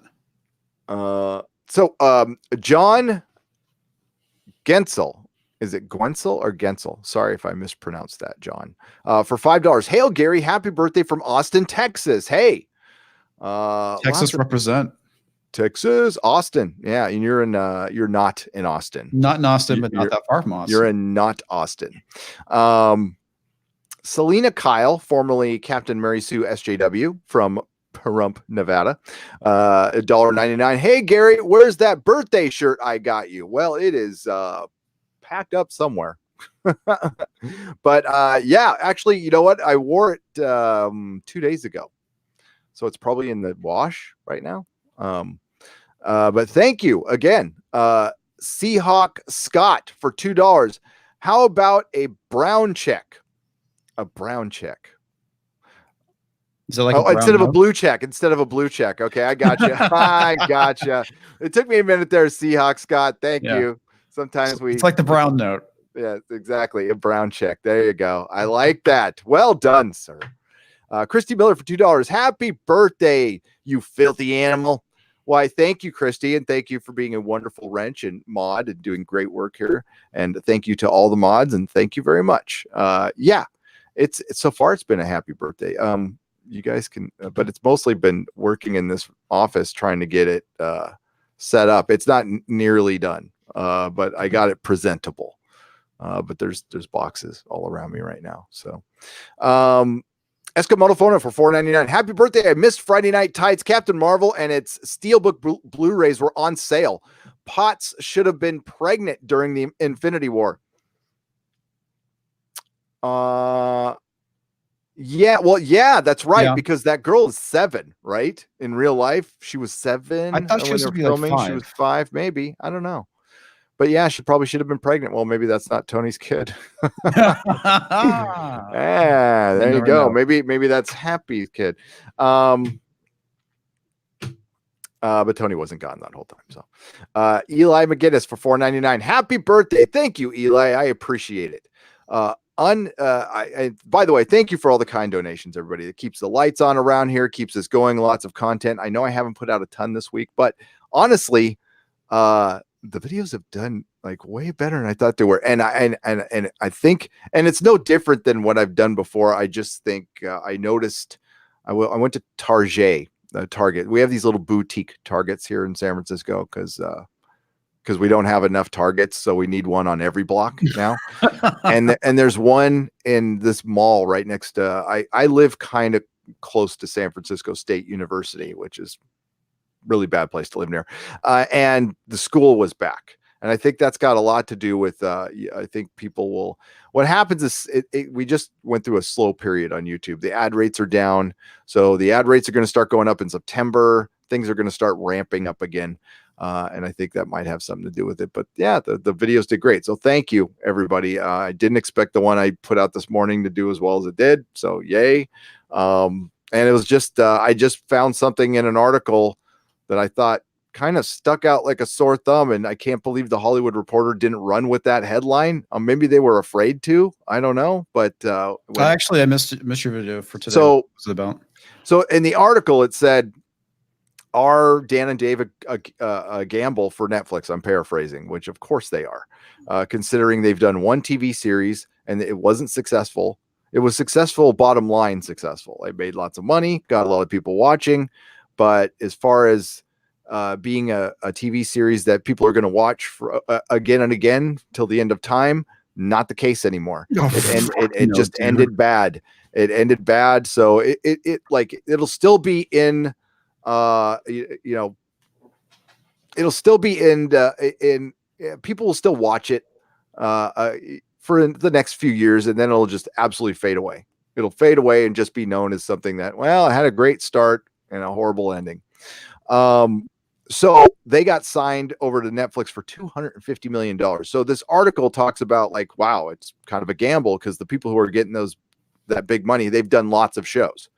So they've kind of earned it. Even Greg Berlanti, who I don't like. I mean, he's got 18 scripted drum or shows on TV right now. Like, so he's worth his money for at least showing that he can produce TV shows. I don't like any of them, but he can produce TV shows. And they were just saying it was a risk. But within the article, they mention two things that I would have gone with as a headline. They mention, well, it looks like they're only writing one Star Wars movie and not a trilogy. Oh, I thought they were supposed to be getting their own trilogy. They're not. Yeah, I think I maybe that's my assumption is when they got their own trilogy, I thought they were writing and directing it. So it looks like they're just writing it and maybe just one now, maybe. And then at the very last bit, it goes, so they signed this big deal, but they went to HBO Warner Media first, and HBO Warner Media said, nah, no thanks. You can go get your two. And listen, Netflix did overpay, and I'm betting that Dan and Dave gave HBO and Warner Media a discount, because they've been there for 10 years. So it probably wasn't too, but they're in a situation. The best way to relate it is a sports ball reference is you're a free agent who just came off a career year, but before that, you're a little injury prone. So you finally had a healthy year and you put in your best year in your contract year, and then you go out as a free agent. There's a lot of teams that are just going to go, well, I mean, technically he's worth a lot of money because he broke a bunch of records last year, but he's got these health problems from the past. So I'm just going to not give him the money. And then some team desperate for, season ticket holders and, like they're waning right now. They need to do something to make a splash with the fans. They sign that free agent for a bunch of money. And then of course he blows his knee out halfway through the season. You never see him again. Happened to David Boston from the Chargers. Great example, but he was all steroids. David Boston was this giant receiver from the Cardinals that everybody was like, yeah, we're going to the Super Bowl. We got Boston. He sucked when he played and he didn't play very much, but he got a lot of money. That's what Dan and Dave are. Dan and Dave are, they magically did well for 4 years. And then I'm guessing on this, there was some falling out or something. George didn't work with them as much. I think it was a falling out over When's a Winner not being done. I think George was doing a lot more work on that show than maybe we know, or they were just relying that much on the source material. And it was clear when they ran out of source material, it just became a different show. So they are not worth that money, but HBO turning them down, I thought was a big deal. I'm like, whoa, I just thought Netflix came in and swooped them away, it just blew them away with an offer. But no, HBO had a chance to keep them, and they're like, nah, we'll go with JJ instead, which is just as bad. But yeah, I just thought it was something interesting to make a video off of. Daniel Reislink for 20 Czechoslovakian pesos. Happy birthday. Regards to Mrs. Colombo. Mrs. Colombo, yes. Regards. Kevin Smith did live audience shows where he would make fun of John Peters because he wanted Superman to fight a polar bears and a giant spider. And a giant spider. Where is that guy? Asks Unhinged Crank for $5. Seriously, man. Yes. That's the question. He kind of sold out, man. That he lost his edge. He also became a family man too during that process. During that time period. And John Peters, I'm trying to remember at the time when he was starting to do these, like he did the same speech forever, but John Peters was still a relevant producer and a powerful man in Hollywood. He did start out as Barbara Streisand's hairdresser, and not that we don't want to disrespect hairdressers here because, yeah, you're right. Hairdress. Well, yeah. And they're also like very connected people. They, they can be very connected people. But John Peters, giant spider, and they got it. You're right. He got it in Wild Wild West. Yes. I think that story is absolutely hilarious. And also just how crappy Wild Wild West is. It is. And it was such a cool show. It was such a damn cool show that most kids nowadays probably didn't even know it existed. So it was kind of a Western spy show. Yeah, it wasn't steampunk like the movie, but it was like Western spy stuff. I remember watching it when I was younger. I don't remember too much about it now that I'm older, but I did love the show as the kid, and it was just a complete disaster. Utterly, yeah.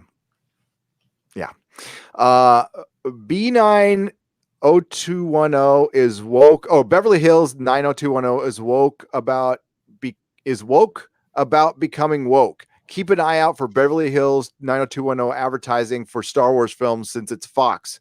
Check out Genlock, says Pinion for Canadian $5. Beverly Hills 90210. I would imagine is it coming back on CW or something like that, or is that what they're doing? If it comes back, it'll be woke to the woke. Is it supposed to be like the kids of the original kids? Yeah, maybe. I don't know. I didn't watch it then. I won't watch it now. No. Did you ever watch it? I never watched it. So. I caught like a few episodes here and there. It's not like I was like religiously watching it. I always thought the premises was really kind of stupid. Yeah, I was aware of it because of the, at the time it was like one of the biggest shows. Yeah, it was one of the biggest shows. But I know nothing about it. No, neither do I. It's like I remember like Tori Spelling is in it, and that's really it. Yep. Tori.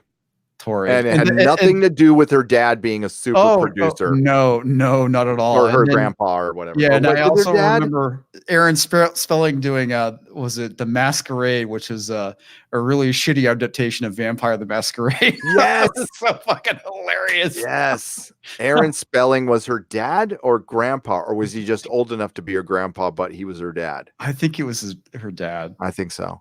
Seahawk Scott for $20. Happy birthday, Gary. After taxes, etc., you can supersize. Thanks. Yes, I can supersize after YouTube's 30% and taxes, which is like half. Daniel, but thank you, Seahawk Scott. It is greatly appreciated for $20. Thank you. Daniel Reislink for 50 Czechoslovakian pesos. I owned a comic shop just like you, but then I got an arrow to the knee. Yes. And he winks. Thank you, Daniel. Lloyd, $5. Happy birthday, Gary. Go buy yourself something pretty or coffee. Coffee can be pretty. Well, thanks, Lloyd, for the $5. Pretty in the morning. God, I would love a Pete's right now. It'd be a great birthday present if Mrs. Nerdrotic went out and got me a Pete's coffee right now. Is she still in the chat? She's not gonna. No, don't. Oh, she's flipping me off right now. I can feel it. I can feel the middle finger through the screen. Trooper Bear FN 2525 for $5. HBO Grandmaster or HBD. What's HBD? Oh, happy birthday. Okay, boomer. Happy birthday, Grandmaster Gary. I'm still waiting for the woke reboot version of Song of the South. I have the original on bootleg DVD. I think it could happen. Oh my God. We've been talking about like making a parody to like, we need a Blazing Saddles to make fun of this era, to make fun of SJWs. God, no kidding. And if you did like a Mel Brooks producer we're gonna make a race and gender swapped Song of the South like mockumentary. I think that's it. Trooper Bear, FN 2525. I think you have comedy gold. Make it happen. Make it happen. You can, but you'll get fired like years later, much like Sarah Silverman, because she did blackface on her show. yes, yes. You want to talk about a sellout? Oh my God, such a fucking sellout, dude. Did you hear what she said on that podcast? No. Oh man, some black guy did a really great breakdown where he was like listening to it and making comments on it. It's like you could tell that there's like this conflict in her. It's like what she did in the show. It was funny, you know. It was for a reason. It wasn't, you know, meant to be. It's meant to be offensive, but not in the way that, you know, people are taking it these days. And you know, it was commentary on racism. You know, that they're making fun of racism. And, you know, she used blackface to do that. And now she's all apologetic about it. It's like fucking own your shit, lady. I mean, you were funny.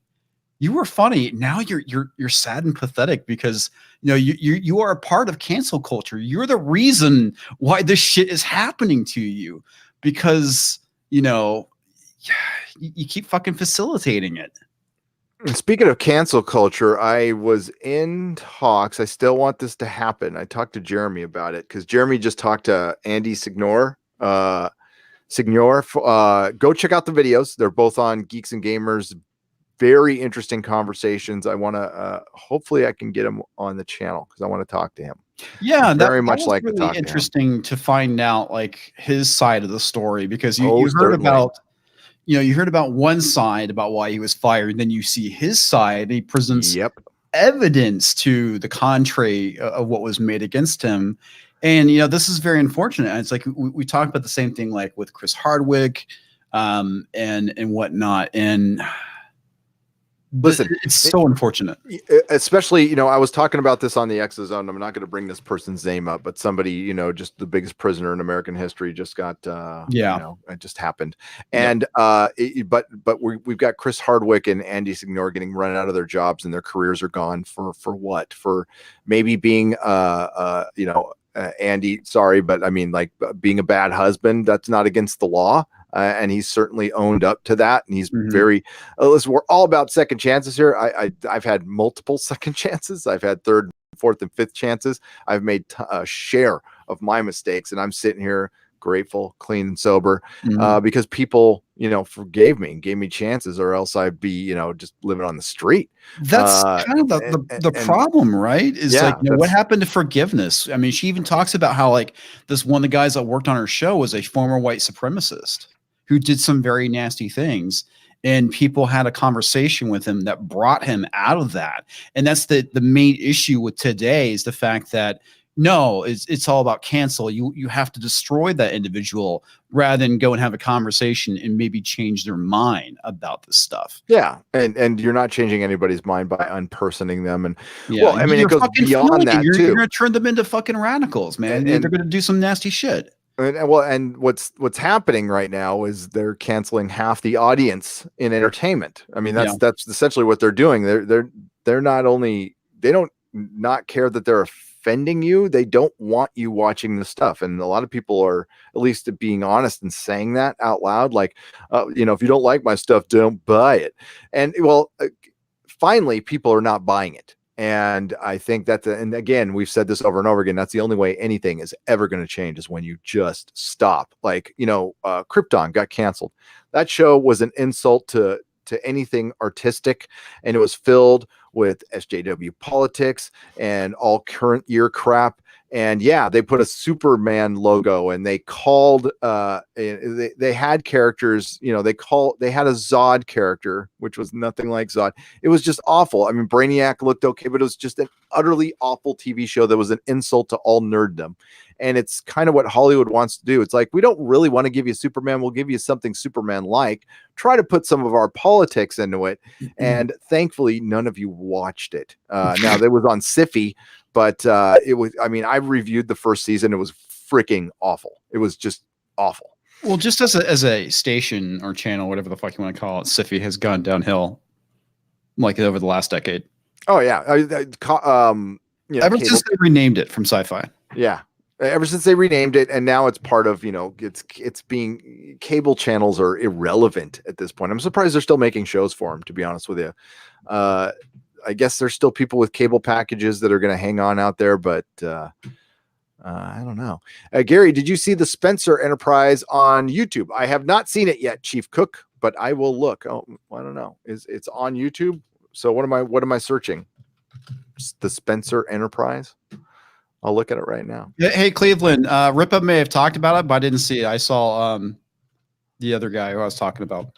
Some black guy. That's his actual YouTube channel, Some Black Guy.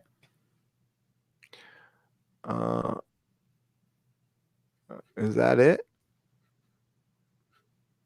Okay, here we go. I'm just looking at it real quick. Yeah, it looks pretty cool. I'm looking at it right now. Yeah. Yeah, I like that. I do like that. It's here, I'm gonna try to get a still shot of it. It's sleek as hell. I like that. Yeah, it looks, because I'm not the biggest fan of I like the I don't call it the original series. I like Star Trek's Enterprise, and I like the Enterprise in the movies. I really love the one in the motion picture. That's my favorite Enterprise. But this one's cool. Spencer Enterprise A uploaded. Here, I'll screenshot of it. I think it's pretty cool. I like it. It's very sleek. Where'd it go? Where'd it go? Spencer Enterprise. There it is. Can you see that? Oh, wow. Yeah, it's pretty cool. I don't know if I'll show a little bit of the footage. There we go. Damn, dude. Yeah, that's what, really cool. What is this for? I don't know. It looks like Spencer's Enterprise. If you enjoy my work, please consider supporting me on Patreon. So I guess it's just I don't know. Just like, I guess 3D doing Damn, that's doing his own stuff. Yeah, that's cool. Wow. I like it. Well done. Well done. We'll keep that image up. I like it. It's pretty. Why are you making us look at Brie Larson crackling for $1.99? I'm sorry. That was a while back. Sorry. I truly apologize. I usually don't apologize, but I will apologize for that. I am truly sorry for offending our friends here who support us, and I'm making them look at Brie Larson. That will not happen for the rest of the show. Can't speak for any thumbnails in the future, though. Jody Bowie for $2. Happy almost birthday, Gary. Well, thank you, Jody. I greatly appreciate it. Thanks for being here. It's good to see you. Captain Spire for $5. Happy birthday, Gary. I'm thrilled you recovered from your addictions and you have a fantastic wife and kids. I do. You are an inspirational story indeed. Well, thanks. I hope so. If it can inspire anybody to think about getting some help, that would life complete. That is good enough. Even if one person just thinks about it. Well, and another thing too, I mean, it's, talking about being an inspiration and all, it's like you succeeded where my brother failed. And yeah, listen, and it took a lot of failing to get there, and that's I'm sorry about your brother. And well, and I see that a lot. Yeah, it's tough to see that a lot. It gets you get a little numb to it, which sucks. That sucks as well, but you have to. You kind of yeah, you kind of do. I just lost my place. Damn it. Give me just a second there. Brie Larson super chat. There it is. Captain Spire, thank you again. TK for $5. Methinks the title Endgame may be more prophetic for the MCU than even the Oracle Feige could have predicted. Happy birthday. I just turned 51 yesterday. Well, happy birthday, my man. Leo, what's up, TK Leo? Yes, I totally agree. I think Endgame had a double meaning right there.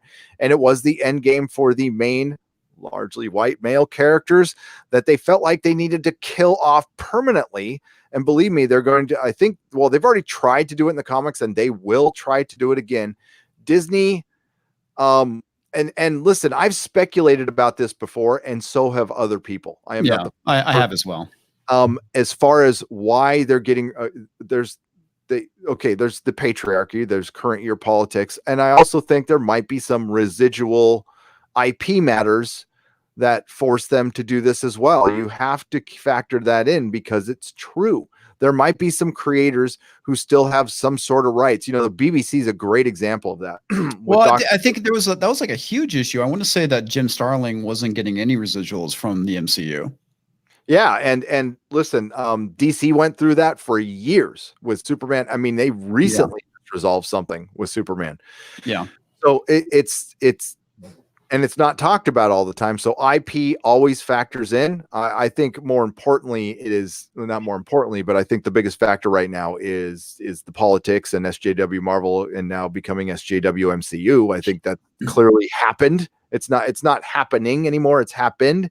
It's done. Seal the deal. We just saw what phase 4 is. And is D23, did it happen or is it happen? I think it's happening soon. You know what's funny?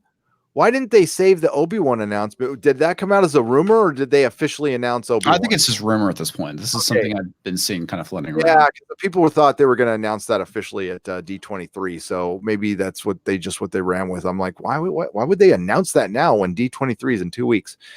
But it's clearly happening in the MCU, especially when they didn't mention Guardians of the Galaxy 2, Captain Marvel 2, Black Panther 2, which are still coming, of course, and they're going to be part of phase 5. And it's underwhelming. And if you look at that group of people they had to gather together at Comic-Con and you compare it to any of the years past, it's just there's nobody there that's going to put a lot of butts in seats right now. And maybe Marvel is at the point kind of like they were with directors. They used to try to get big time directors and now they get younger directors that they can just, who just come in and direct actors. Taika Waititi, he's not directing all the effect scenes. He might have a say in it, but like they have that stuff set up for him. And it was a Captain Marvel. It was a woman who turned down Captain Marvel who came out and said that publicly. She said, I wanted to direct the special effects scene, but they said, no, that stuff's taken care of for you. So that's why she turned down the job. Yeah. So that's not me. That's a director saying that. Maybe that was just for Captain Marvel. I don't know. But it just seems like it's going to be more cookie cutter. It's going to be more. We know. Well, it's been cookie cutter for a while, so it's not like this is really news, right? I mean, even just going as far back as Ant-Man, you can see where this is just a reskin of Iron Man. It absolutely is. Go back and look at my review of Ant-Man. I mean, I'm like sitting there going, yeah, I don't like it. And people going, I loved it. It was great. I'm like, I didn't like it. I didn't like it. He was a bumbling idiot. He was. I'm all, yeah, he was a bumbling idiot throughout the entire movie. His suit wasn't working. When he did something, it was an accident. And it was a Wasp movie. No. I'm talking about the original Ant-Man, not Ant-Man and the Wasp. Yeah. Okay. But yeah, even that movie it's just, that movie wasn't great in it, it was good though. It was okay is what it was. Well, a lot of them are just okay. And I pointed that out in previous live streams that when Kevin Feige did officially fully take over, which if you go back and look, it's Civil War. Is that what he fully took over? That's when he fully took over. He's been in charge for a large portion of it, but he had people over him, shooting him down. Then Alan Horn came in, and then he kind of took over. He had that battle with Ike Perlmutter, who I guess kind of got a soft Me Too'd out of Marvel. I think he's still there. He's still a board member, but I don't know how much say. Really, he got soft Me Too'd? Yeah, he had made some racist and sexist remarks, and that they brought it up, and they capitalized on that, which is what Me Too and Time's Up is, by the way. It's a power play, but again, absolutely, it's a power play. And it was used to perfection by Sherry Redstone to get rid of Les Moonves. I mean, he still did the stuff. He was still an asshole, but she knew it the whole time. She just decided to drop that information when it was convenient for her. So, you got to look at her character for that. I mean, I don't think she really cared about those accusations, except benefited her. Just making her a shrewd business person. But I love how nobody brings that up. No, was it? Was it Midnight's Edge? Okay, yeah, because I remember watching a video about that. Yeah, when I say nobody, I mean like the access mainstream media. Midnight's Edge is the one who, rightly so, brought that up. I found that video to be really fascinating. they do good work. Yeah. They do good work over there. And they set the record straight, by the way, on with somewhat as much as they can with the Bad Robot stuff, which is still in play, by the way. There's a lot of people out there going, Bad Robot's gone. No, they're not. With not. gone I with would what? love them with Star Trek. They still have, they're like a virus. They can't, it's hard to get rid of them. Now they're just like gone, but they're not gone. Yeah. J.J. Abrams is a fucking virus. He literally has, at this point, like infested all reaches of Hollywood. Yes, that's what he does. He goes somewhere, plants his people, leaves. Remember, there was the rumor that he was offered Star Wars to take over Star Wars from Kathleen Kennedy. It would have been a pay cut for him. It would have been a pay cut. See, he can still have influence over Star Wars with Michelle Rejoin working there, who was one of his people who's got no experience whatsoever running a franchise like that. And I'm guessing she doesn't look that old, so maybe she's like 10 years younger than me. I'm guessing she wasn't buying, going to Toys R Us every Tuesday to buy Power of the Force figures. It's just a guess. Probably not. Yeah. Lori Wilson, $5. Welcome to your 6th decade. Oh, man. I didn't even look at it like that. The water's fine. Come in here. Thank you, Lori. That's a different perspective on things. Thank you, Lori. I'm going to be sad now. Destiny Captain for $1.99. Happy pre-birthday, Gary. You've got 2 years on me. Yes. It's not the years, it's the mileage, Destiny Captain. But you know that. Thank you, my friend. Jason Smoot for $20. Best channel on YouTube. I don't watch TV anymore, just YouTube. Thanks. Thank you. And that's a point I would thank you for the $20, Jason. Thank you so much. And I love it's weird being somebody's favorite channel. I'm okay with you guys just subscribing, but hearing favorite channel, that makes me happy. That makes me happy. So comics division, what doesn't get mentioned in the streaming wars, and I know I bring it up here a lot, but it really doesn't get mentioned by anybody is YouTube and streaming and how that factors in to these streaming wars. And you're giving all these creatives $250 million, $100 million to develop TV shows when they are in direct competition now with Jeremy and his pool house at Geeks and Gamers. Yeah. Well, one thing too, I'm gonna pimp another channel. So when you guys get done with the stream, I highly suggest you go check out Wisecrack's video about the whole thing with like streaming and how you don't own anything anymore. It's a really good video, and it kind of describes the sad state of where we are.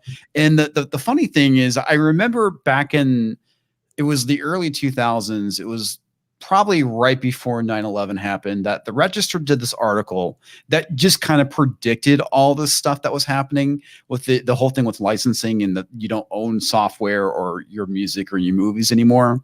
And the sad thing is it's where we are now. You can. I mean, it's just, if you're clever enough and you want to take the time, you can burn anything. Yeah, but still burn a disc. It's not hard. It just takes time. The crazy thing with like end user agreements now, it's like one of the things that they brought up in the Wisecrack videos, they're talking about John Deere and how basically you're not allowed to repair your own tractor. You have to take it to an authorized John Deere repair facility. If you buy a John Deere. If you buy John Deere, it's like that is like same with Tesla. Outrageous. You can't take your Tesla to Joe's garage. He's not going to know what the hell he's doing. Yeah. It's proprietary cars and stuff like that's something to think about. Photoshop.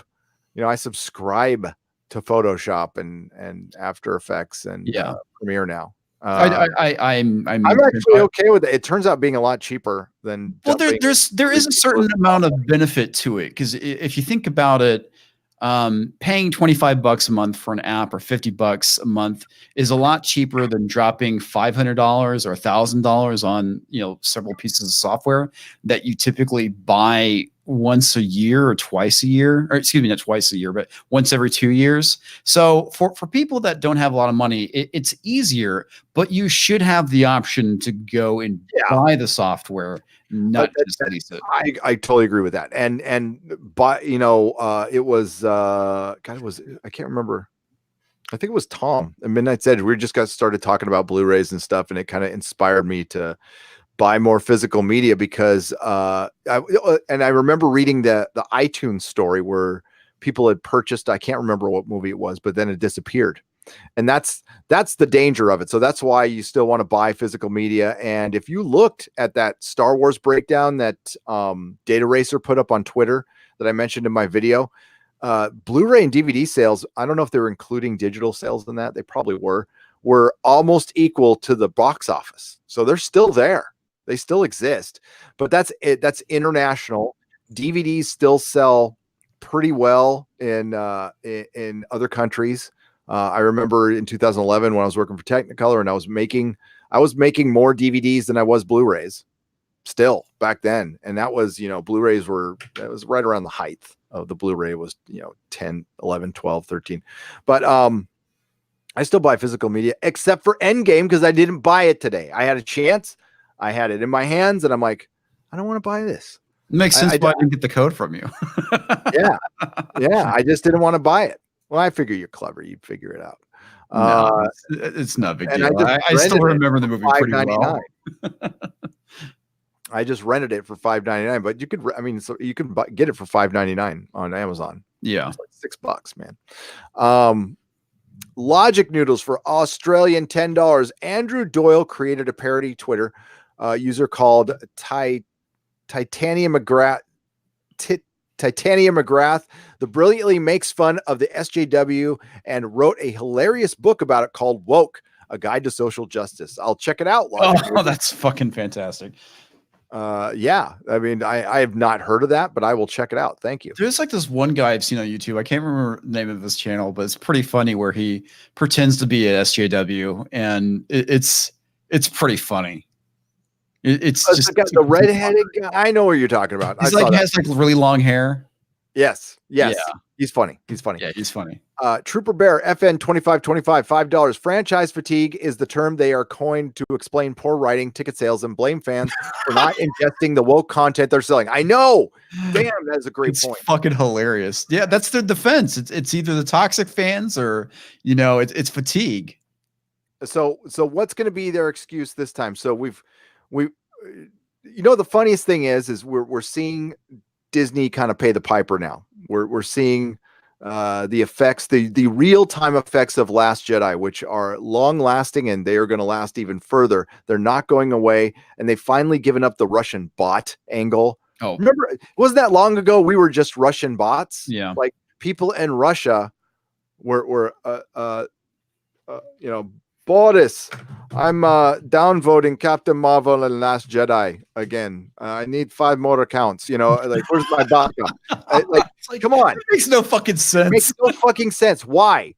So the logic behind it was it's politically motivated because the alt-right wanted Star Wars to not succeed because of the election. The alt-right had it out against Star Wars. Oh, because it had female leads. That was their excuse. Okay. Oh, yeah.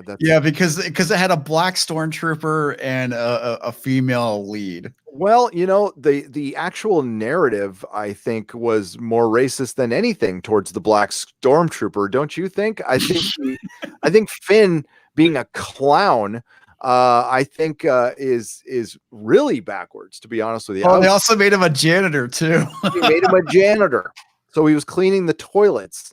And I only think they did that because of the Clerks reference. That was the only story before all this brouhaha happened. So we saw the trailer, and the only thing I was interested in, and it's like, I want to know who this black stormtrooper is. I want to know what his deal is. He why did he, obviously it was obvious that he bailed on the stormtroopers. Why? Are we going to actually get a look into how the whole process of the stormtroopers and everything? We know the clone troopers, but we know they've gone away from that. And of course they didn't. They just made him a janitor. It didn't really matter. He was a joke. and there was a lot of just like Captain Phasma. I'm sure there's a comic somewhere. Someone goes, well, it was actually that story was told in a comic and 2 prequel novels. Well, that's fucking Count. fantastic, but it doesn't count unless it's in the fucking movie. Exactly. Sam Whiskey, $4.99. Alex Kurtzman does know the difference between Star Trek and Star Search, doesn't. I'm sorry. Alex Kurtzman doesn't know the difference between Star Trek and Star Search, but he knows how to destroy a franchise. And happy birthday, Sam Whiskey. Thank you very much. And he does. He's actually really, really good at it. He's destroyed Spider-Man. He's destroyed the Dark Universe with one film. And I'm almost done with The Mummy, and I will review it. And the fact that they gave that guy a franchise, one of the biggest franchise, one of the best franchises in Hollywood, it will no longer be considered big when he's done. And it will fall into obscurity when he is done. Star Trek is aging out. They had a chance to bring people back, and they decided to use something that's already failed. And I think someone needs to make a meme where it says, "Hi, I'm Alex Kurtzman. I may not know anything about your franchise, but I'll sure as hell pour gasoline on it and burn it to the ground." Exactly.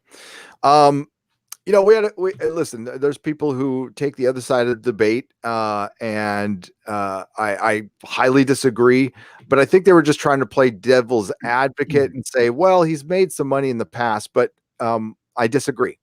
He's been a part of stuff that has made money in the past, but anything that's made money that he was a part of, J.J. Abrams was involved. He was attached to it. He wasn't the person in charge. He wrote an episode. He wasn't in charge of Alias.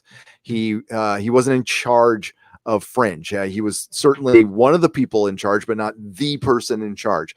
The stuff he has been in charge of has failed miserably, failed utterly and miserably. So I don't see how people keep getting him money other than like they're lazy in Hollywood. They don't do their homework. And that's how people are able to get away with that. They just look at bottom line. So Alex Kurtzman come in and goes, yeah, I was part of this movie from 10 years ago that made a bunch of money. I mean, forget the fact that I didn't direct it and I just co-wrote it with somebody who probably knew more about Star Trek than I did, which he has admitted that Robert Orci was the Star Trek guy. And Kurtzman says he was more of a Star Wars guy. I don't want to be creepy and look into the guy's background, but I'm betting he wasn't a Star Wars guy either. I'm betting he wasn't much of a nerd when he was growing up. He looks like maybe he was a film geek. I guess his parents were producers. He looks like he's got a lot of help. I don't know. I don't care. But he's destroying Star Trek, and it looks like he's going to be able to continue to do so. So that's bad news for everybody. Right after everybody's like, Star Trek is saved. No, it's not. I wish it was. What are you talking about? It's saved. It's been burnt to the ground. I mean, I don't know how you can say Star Trek has been saved. We're not even clear on what. Okay, for one, Viacom and CBS haven't merged yet. It hasn't happened. J.J. Abrams and Bad Reboot have not signed with Warner Brothers yet. They're signing. They have moved out of their Paramount offices, but the deal isn't done yet. And we don't know who's in. Bob Backish is in charge, or Sherry Reyes. Nobody knows yet. It is way too early to tell. And it's for it to be saved, it needs to stop production. They need to bring new people in, and that's going to take a few years. It will not be saved on the fly with Alex Kurtzman. I think the best way of doing it, and again, this is never going to happen, is that, they need to stop, apologize, wait a couple years, make all that shit not canon, and then rather than doing something in the past, do something in the future moving forward. Because that's like the whole thing with Star Trek. It's about boldly going forward, not in reverse.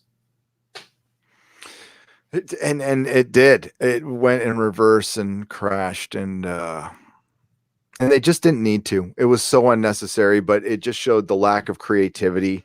You know, when they decided to bring in all the bad, I mean, like that formula was failing already when they decided to go with that aesthetic, and they would just started off on the wrong foot. And it clearly showed that they didn't care what the fans think, because Star Trek. J.J. Abrams' Star Trek is known for lens flares. That is all it's known for now. Yeah, I know. That's so funny. That's the takeaway from it. Yeah.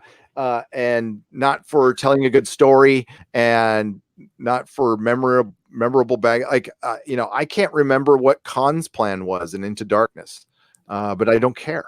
The funny thing too is, they explained how Khan was white in the comic series that they had that was going on. It's like, you think you would have mentioned it in the fucking movie. Well, and then they lied to the fandom and like everybody knew they were lying. And then, everybody fucking. Oh, and by the way, Alex Kurtzman and Robert Orsi popped off on the fans on Twitter pretty harshly, and they got in a lot of trouble for that. So they already got off on the bad foot with the fandom, and then there was the lawsuits with the fan films. And listen, fan films. Some of them probably got out of control and started making a few bucks here and there. So what? Yeah. So fracking what? It's not like they were fucking robbing them blind. Yeah, you're not losing anything. When somebody is making a fan film, it is a free advert for your franchise. It really is. Think about it. Just, yeah. Like, you know what? Yeah, technically you could do something, and if somebody like egregiously crosses the line, go get them, of course. Mm-hmm. But it's not like CBS hasn't stolen anything. Justice for Anas, in my opinion. So, well, but that's okay because they're a big company and they have lots of lawyers, so they can crush the little man. But God forbid you're a fan who makes a fan film. You're stealing money at that point. And yeah, and as far as stealing IPs and plagiarism, it does happen all the time in Hollywood, but people also win their cases all the time in Hollywood. Yeah. And what they do is they do a settlement and they walk away and nothing gets said. But I personally know somebody who won a big case, a huge case. But it got, part of the deal was got to be quiet about it. Can't talk about it. But it was a big deal. But it does, when it happens to Star Trek, it's a black eye in your franchise when it already got a black eye previously by suing fan films. But after the previous black eye, with Kurtzman and Orsi attacking fans and then basically crapping on the franchise and making it a joke. So it's been black eye after black eye after black eye. And then you wonder why Star Trek Las Vegas has less people than the previous years. Well, for one, the excitement of the 50th anniversary, which they completely screwed the pooch on, by the way. Doctor Who did its 50th anniversary right. Whatever you think about Doctor Who right now, which I don't like it did its 50th. No, they did. That was right. the day. That was Day of the Doctor, right? Yes, that was a very good episode. Build up to it, everything. Tom Baker ending up in it, like it was effing huge. And Star Trek, what they made a Barbie doll. They made a Barbie doll for the 50th anniversary, and that's the only thing I remember. And they did something at the con, but there was no, they should have done a special episode. They should have done a special episode of Star Trek, but we couldn't get that because of the rights issues and the licensing. But no, that doesn't exist. That never existed. Okay, fine. So how was it, by the way? How was the con, and did you wear your Justice for Anas t-shirt? I did. I wore it all day Saturday. I got a picture with Q with it on. I got a picture with I wasn't wearing with Shatner. I was wearing a different shirt. And I walked around all day, got some dirty looks, but I mostly got thumbs up. People were it was great. It was a great experience meeting the fans, finding out how many people actually watched my videos in real life, which was sobering. It was cool as hell. Because generally, dude, when I'm amongst my people. So at Comic-Con, I got pulled aside, by a few people, but at Star Trek, it was a lot. It was really cool. Normally it never happens, and that's fine. That's great. Let's keep perspective here. But it was fun to meet the other YouTubers. It was fun meeting the fans. We had a meetup. That was tons of fun. I got to meet Jeff from Old Class Bullshitters and Jesse and Tom and Rob and Mecca and Proper Jeremy was there and Matthew Kadish. And he was driving people around. It was lots of fun. That part of it was great. So I will go back again for that. I don't know if I'll bother even going in the convention. I got to meet. I got herded past Shatner for $200, and a picture was taken while it was happening. But yeah, I won't spend the thousands of the gold, copper, and silver packages are a complete waste of money. Wow. Total waste of money. Pay the $75 for the 1-day thing or the weekend thing. It was burning money. It was such a waste. They gave me you at a copper package, you pay, almost $1,000. You expect to get like something. I got a guide and a Star Trek Discovery coin. What, are you serious? Yeah, that's all you get. Holy fucking shit, dude. And a reserved seat at the panels where they didn't fucking announce anything. It was a total ripoff. A total ripoff. You know what? At least when I paid $500 for Stanley Alamo City Comic Con, I got his autograph. Yeah, that's on Spider-Man 300, which I previously had my photo with him and priority seating to his panel. Yeah, and listen, it was worth it to see Shatner, and Melissa got to take a picture of him on the bridge. So everything that was worth it. And meeting everybody, I will never pay that ticket again. I'm probably going to go to the Gallifrey one down in LA. I want to check out a Doctor Who convention, which is about the same size. They limit the amount of tickets. It's about 4,000 people. Funny thing is, it normally sells out about now, and it's not sold out. Oh, wow. I wonder why. And listen, the numbers were down at Star Trek. This is a lot of people told me that, like a lot. I wasn't there previous years, so I was taking their word for it. But no, these are people who are defending Disco, and they're all no. The numbers are down right now. No, dude. Yeah. I wonder why. And yeah. And a couple surreal things happened. I met Clint Howard, thanks to Tom and Rob and Mecca. That was cool as hell. Got to talk to Clint Howard. That was fun. And met an actor from one of the Star Trek shorts, and he pulled me aside and said he watched the videos, and that was interesting. Got some interesting info on that. So yeah, it was pretty cool. Jason Smoot, seems everything is straight up about working towards the election instead of a good story. Do not want. Listen, I want a good story. Jason Smoot, you want a good story. We all want a good story, but we're not going to get that over the next year. It's pretty clear what we're going to get and everything we get. I am cautiously optimistic of The Expanse not going this route. I think they're just too far. Listen, it's beneath Star Trek to get preachy and partisan. It's beneath it. That really is. I mean, it was built on being a uniting force, not a division. And it's beneath. Yep, and it's absolutely beneath Doctor Who, but they did it. It's beneath Star Wars, but now it's not anymore because Star Wars has been brought so far down. It's right at its level. Yeah. Thank you, Jason Spoon, for the $20. Thank you very much. So, what do you think about the rumors of around Doctor Who? I think there's something to it. I know of one of the people reporting on it. I don't know who started the rumor. I don't know. But the first person I started hearing, some people started to, anytime there's a Doctor Who rumor, I start getting DMs. So, and I thought it was weird because I didn't get DMs on this one right away from the usual people, but I noticed it from the TARDIS Zone was reporting on it. And he was reporting on like 60th anniversary stuff. And then Doomcock did a video, then everybody else did a video after that. But I wasn't hearing from my usual people. So that's why I was like very cautious. I was like, I don't know. I'm not hearing from my usual people who I know. And then when I reached out to them, they didn't know anything. But I think it's really weird that we haven't heard a thing since that rumor was reported. And they think they squashed it with a Radio Times article from sources. So that makes me very suspicious. So my belief is that like I reported back in November of 2018 when Starburst reported on this. And it was just from their article. I didn't report it. I just brought you their article.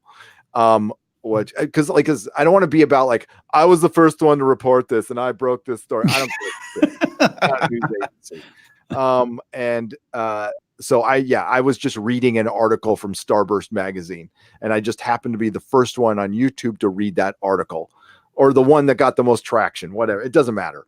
And they reported that Chibnall would be out after 2019 because he wasn't very happy with the process. He didn't want to make a series every year. BBC wanted a series made every year. He said he couldn't do it, but he'll fulfill some of the obligation. He originally had a 5-year plan, and I guess his 5-year plan was to do a series every other year over 5 years. So do 3 series in 5 years. Hilarious. And they weren't down with that, and they were kind of stuck with him. So they stuck with him, and he brought back the same people. So we're going to get the exact same shit we got in series 11. So my guess is he's gone after that. He could be gone right now. Nobody knows. Nobody knows. All we heard was from inside sources. The rumors are nonsense. Nobody said, and nobody was fired. I understand they don't want to respond to every single thing, but the thing caught fire. And I think the most interesting thing about it, comics, was it got people excited for the first time in a year and a half. Whether it was true or not, it doesn't really matter. It got people excited. And at the time, more people were talking about David Tennant possibly returning. Yeah, that's the one I'm honestly, if that was to happen, I would start watching Doctor Who again, because he was my favorite Doctor, and I dropped out when Matt Smith took over. I was never completely sold on Matt Smith, even though that they did have some good stories and whatnot. But I was a diehard Tennant fan.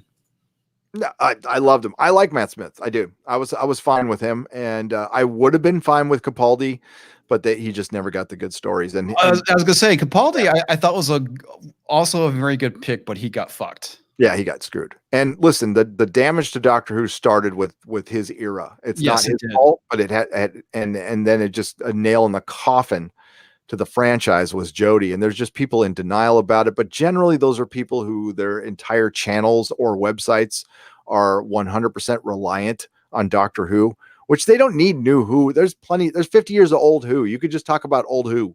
I mean, that's honestly, I don't want to hear anybody talking about series 11. What are you going to tell me about the space racist from Rosa? What are you going to tell me about the frog dimension? Are you going to tell me men can get pregnant? Yes, men can get pregnant. Which that whole episode was kind of a talking about healthcare. It's like, I don't, in doctor fighting circumstances, nothing felt like Doctor. It was terrible. It was awful. I don't know how many times I could say I reviewed I watched every episode. So there's a lot of people reporting on it, and they can do that, but I watched and reviewed every single episode live right after the show, like I do here, and I will do it for series 12. And if it was good, I would have told you, but it was terrible. And they brought the same exact people back to do series 12. So what do you think is going to happen? Well, because it was a smashing success, Gary. It was a huge, yeah, the first 2 episodes did great.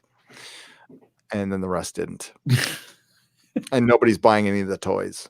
That I know. Yeah. That I know. That's fucking funny. I have an old friend who goes back to my comic shop days, who works with the toy company, and it's not good. It's not. They've seen better days. They still sell some stuff. They still sell some merchandise. Somebody emailed me a number, which can't be true, but I appreciate it. I'm not saying this person's full of shit. I'm just saying they might be misinformed.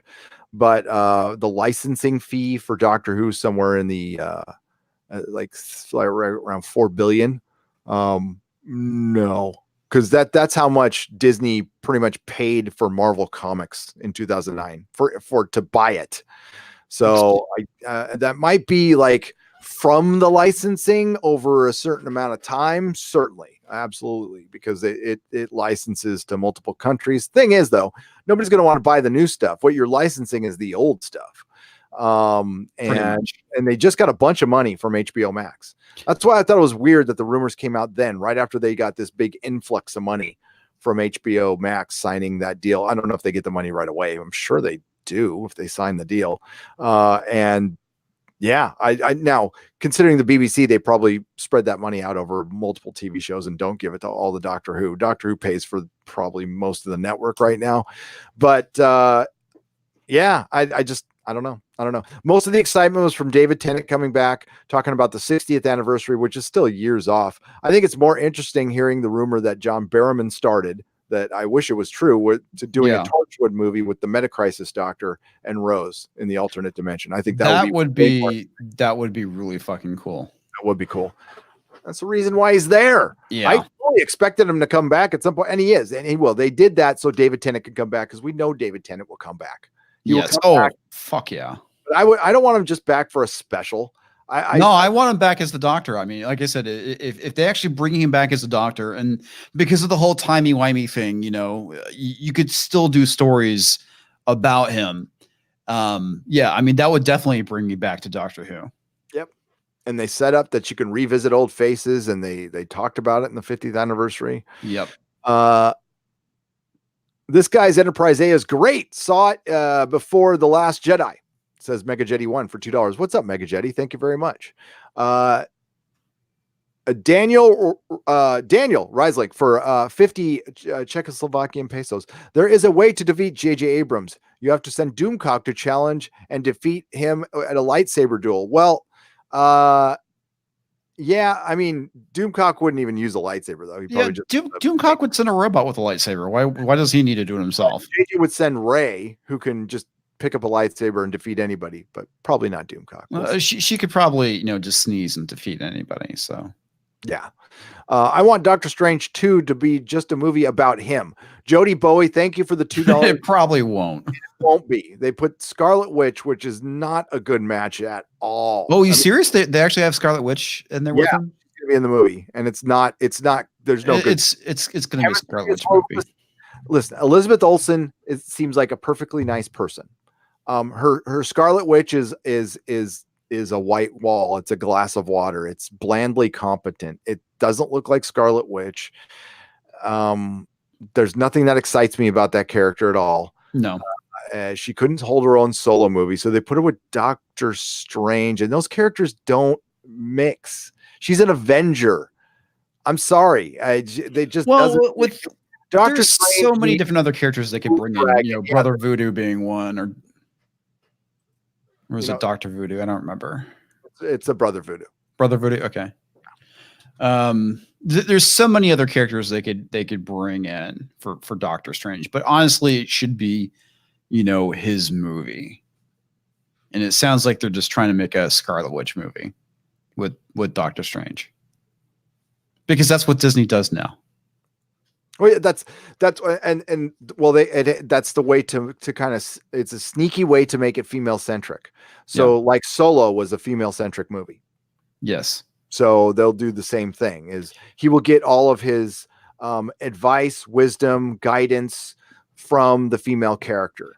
Yeah, and that's one thing too. I was wondering if they were going to try and slip in, because during the whole SJW Marvel with Doctor Strange, they were setting up. They introduced this new character named Selma, and they were kind of setting it up for her to be Sorcerer Supreme. Because towards the end of the run, she started developing magical abilities and whatnot, and she ends up saving Doctor Strange, blah blah blah. And right around the time that series ended is when I guess Marvel realized that they were losing money hand over fist, and they started bringing back in all the original characters that they replaced. Mm-hmm. So she never had a chance to go and actually replace Doctor Strange. No, never. Listen, why don't you bring in Clea? I mean, like, there's other female, like I said, Moondrag. Bring it. Like, the Doctor Strange is good with Defenders. I wish they would do a Defenders movie. Why couldn't you lead towards that? It's because of China. They can't do the supernatural stuff that much. I guess there's some. They can do some of it, but they can't do all of it. And that's the best part of Marvel. And it looks like they're not going to do that because of China and their rules, which sucks. Because we can have Namor and Doctor Strange and the Hulk and the Silver Surfer on a team fighting demons and space demons, and they can be galactic and supernatural. And again, you could bring in Moondrag and Hellcat, the real Hellcat.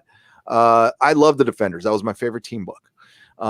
And because I don't know, I don't know. I like the Avengers, but Avengers was so, I don't know. Back then, I liked things that were weird. Speaking of Hellcat, so mainstream.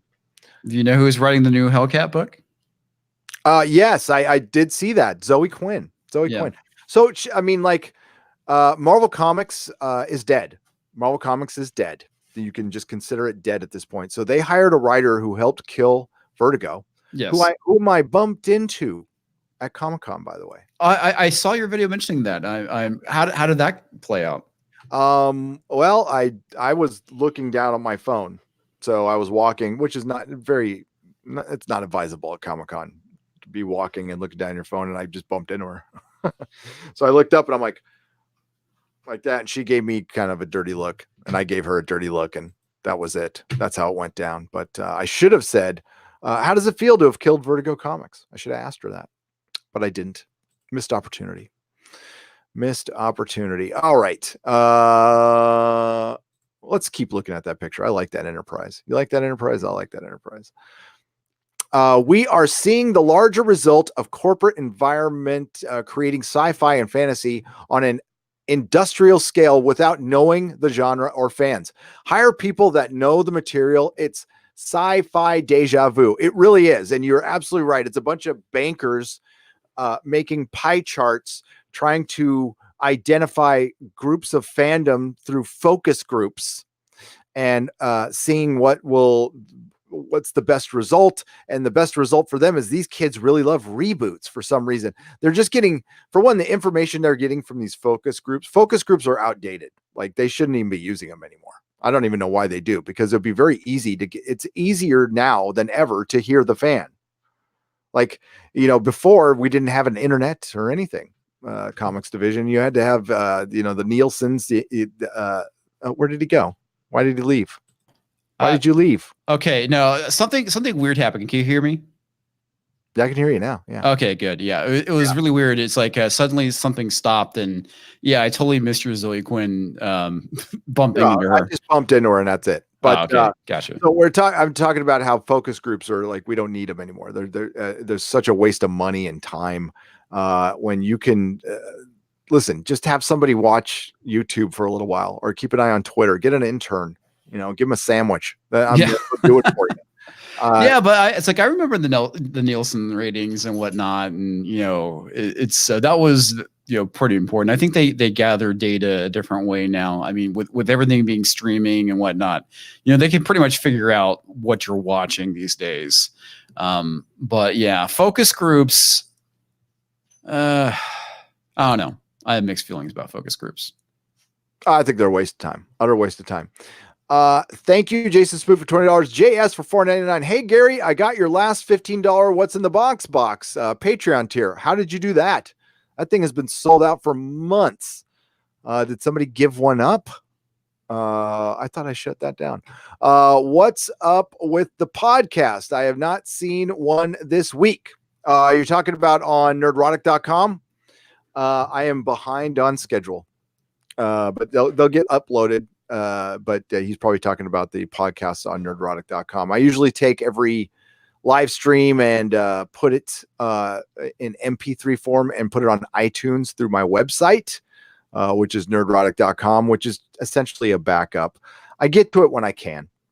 And right now I have been extremely busy. As a matter of fact, I barely had time for this. I almost called it off today. Damn, dude! Considering we called it off last weekend. Yep, but I almost called it off. Well, right now, it's more important that I get my studio in order so I can make more content. And right now, I live stream every day, and I've got obligations. I've got family obligations and stuff. Right. It's just I'm super behind right now. No, so, I hear you, man. That's like I'm probably gonna shut everything. If I'm not caught up by Sunday, I'm shutting everything down until I get this done. I'm not gonna make a video and not make anything. I got to get this done, and then I'll probably get it done in 24 hours. But yeah, that's what it. When I rearranged my office, it took me I think like a Saturday, and I actually have a pretty good setup. So if I ever flip the camera on, I have a pretty good backdrop of stuff. Yeah, I like it. These things don't put themselves up. Plus, no, they don't. That looks like a lot of fucking work. Plus, there's the house. Plus, there's other stuff. I mean, like, I gotta. Yeah, I mean, there's a lot of things that gets in the way of making YouTube videos, especially when you have a full-time job. But I'll get to it. Yeah, I don't know how you got the box though, because they're gone. They're supposed to be gone. They've been sold out for months. But we'll talk about that. Yeah, because the only reason I'm keeping those tiers up is because I have to get. Actually, I've sent out all the boxes. I need to send out some of the comics, but that's it. But I made new tiers, so you can check them out at Patreon. And there's ones where I'm going to be doing Doctor Who commentaries. I'm going to be doing commentaries on A Song of Ice and Fire chapters, Lord of the Rings chapters, Hobbit chapters, Expanse commentary and lore will be coming to this channel. I'm going to start because I don't know. Well, I don't care if anybody else does it. I'm going to be doing some Expanse lore. First video planned, and this is like a couple months away, people, but I want to talk about the proto-molecule, the origins of the proto-molecule. And I want to have a couple before the show comes out because I'm a fan of the books.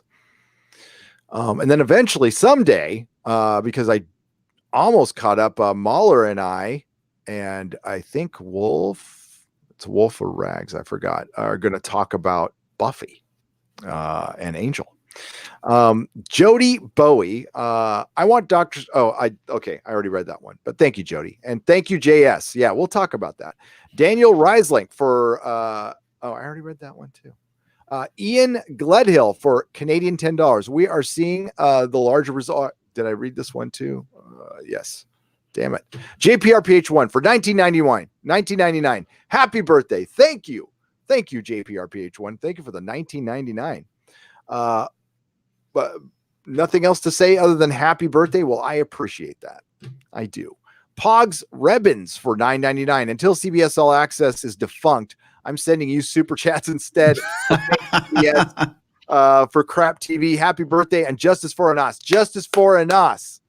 Yes. I don't get the whole clapping thing, but I know it's a Twitter thing. I've seen people do it on Twitter, but I don't do it from Twitter. I know. I do it because I get excited. I think that's probably the reason why people do that on Twitter. Oh, they do. You never see those tweets where people have like the clapping and they're saying it's like there's a clap between each word. They just do like that. Yeah, it's fucking ridiculous. I'm not on Twitter that much. I'm not. I'm not either. I just happen to see it's usually SJWs that do it.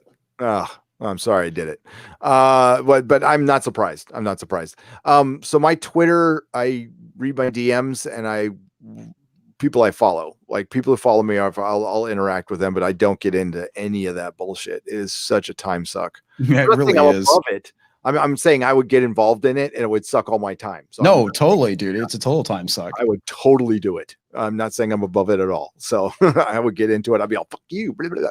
But no, I already did that. And I got in a lot of trouble back in the early days. So Jody Bowie for $5. Doctor Who needs to clean house and start fresh for Chibnalls and Jody. Not as cool as me. Kill the show forever. Peter got Sonic screwdrived. Yes. Peter Capaldi. Yes. Peter got hosed. He majorly got screwdrivered. Yes, he did. And Jody, it's just my speculation. This is a guy who walked in there and said you would have to drag me out of the show kicking and screaming. And then it was 2 years later. He's like, oh, fuck this, I'm out of here. I'm kind of old and I'm getting tired of running around. And yeah, so there must be just bullshit politics, like just personal, like corporate. And I can't imagine what it's like at the BBC. My God, it must. Dude, I would love a peek behind the curtain. I wouldn't want to be involved in it, but I would love to see the decision-making process. Oh, it's probably like working for like 1984, the corporation. Yeah. Like you have to watch what you say at all times. Like you can't even like joke with somebody in the bathroom because somebody will report you for wrong speak or wrong thing. It's probably the most paranoid, horrible place to work on the planet. And you have to have this strict. I wouldn't be surprised if you to get hired there. You have to answer a bunch of questions, like and you have to answer them, and you have to be of a certain type of politics to work there. And do That's a certain amount of ask. It must be. It is discriminatory, but fucking doesn't matter. Yeah, I read their inclusion, their diversity and inclusion packet. Their kind of statement for the next couple. Well, it was written 4 years ago. Jeez, it's online. Someone sent it to you. Yeah, somebody sent it to me. I think you can find it. It's pretty fine. It's funny. I mean, it's comical, and I'm like, God damn, what an affluent society to where we can think about like shit that doesn't matter this much. Jason Smoot for $20. CBS/Viacom feels like Warner Brothers. Is this where we are heading? True. Like Warner Brothers, but not as big. Yes, that's where we're heading. We're heading for another corporation who's not going to understand Star Trek. CBS doesn't understand it. Viacom and Paramount, like let's be honest, they burned it out and they didn't understand it either. There was a time where they did great work with it, but there was a time where they didn't, and that's why it's in the shape it is. So yes, sadly, thank you, Jason, for $20. Thank you, Jason. Philip Andrus for $10. Happy birthday, Gary. Hope they don't ever mess with the Expanse and SJW that. Oh, word, Philip. Thank you so much. I don't know, dude. I am kind of worried that I am too. That's going to happen. It can. It has very easily. The books do. The books straight up do, but you can listen. When I was reading them, it wasn't that bad, so it didn't bother me. But if I go back and read some of those books, especially the sixth book and the seventh book. When did those books come out? 3 years ago and 2 years ago. That would make sense. Yep. So it was right in the height of like SJW Marvel and stuff. And yeah. Oh, there's one. I don't want to spoil it. There's one scene where I threw the book after I read it. I was like, bullshit. And the show can't do it though, because to do the stuff they did in the books, you would have to not focus the show on the crew of the Rocinante anymore, because the books focus less and less on the crew of the Rocinante as they go on. Philip Andrews for $10. Happy birthday, Gary. I already read that. Duh.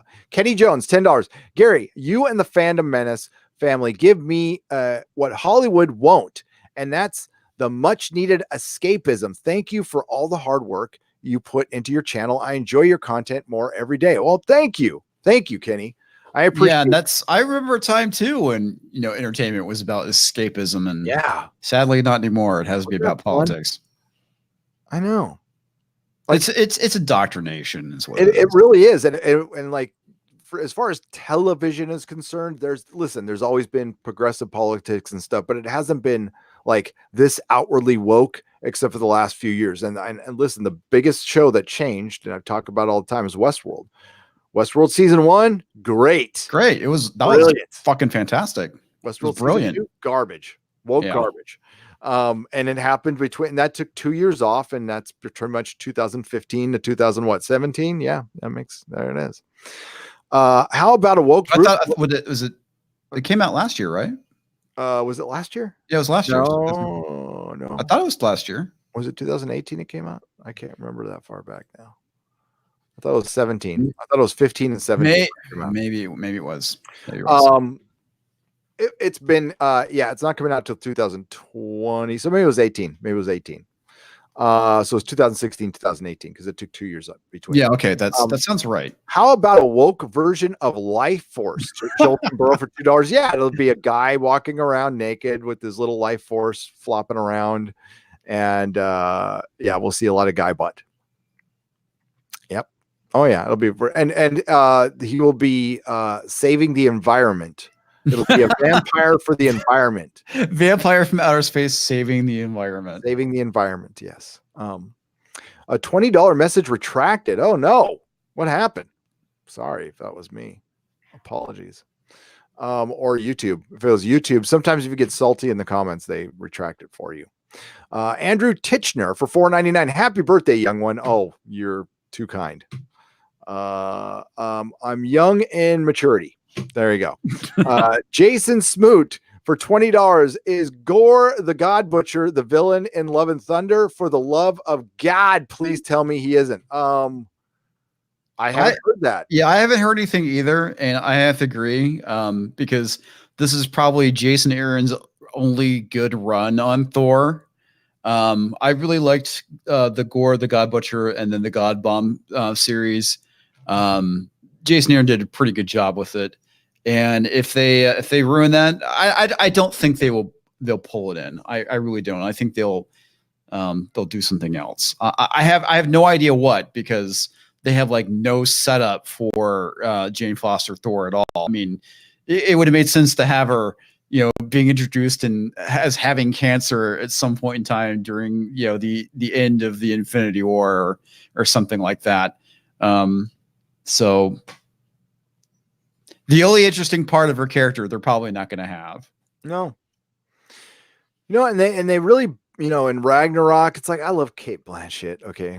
I love Galadriel. I do. I like a lot of stuff she was in. I like a lot of stuff she has said, but she was kind of wasted in Ragnarok. She was fuck yeah, she was wasted. She wasn't she was supposed to be scary, supposed to be creepy. And you're right. They really made it more cartoony, and that's what hurt it the most. You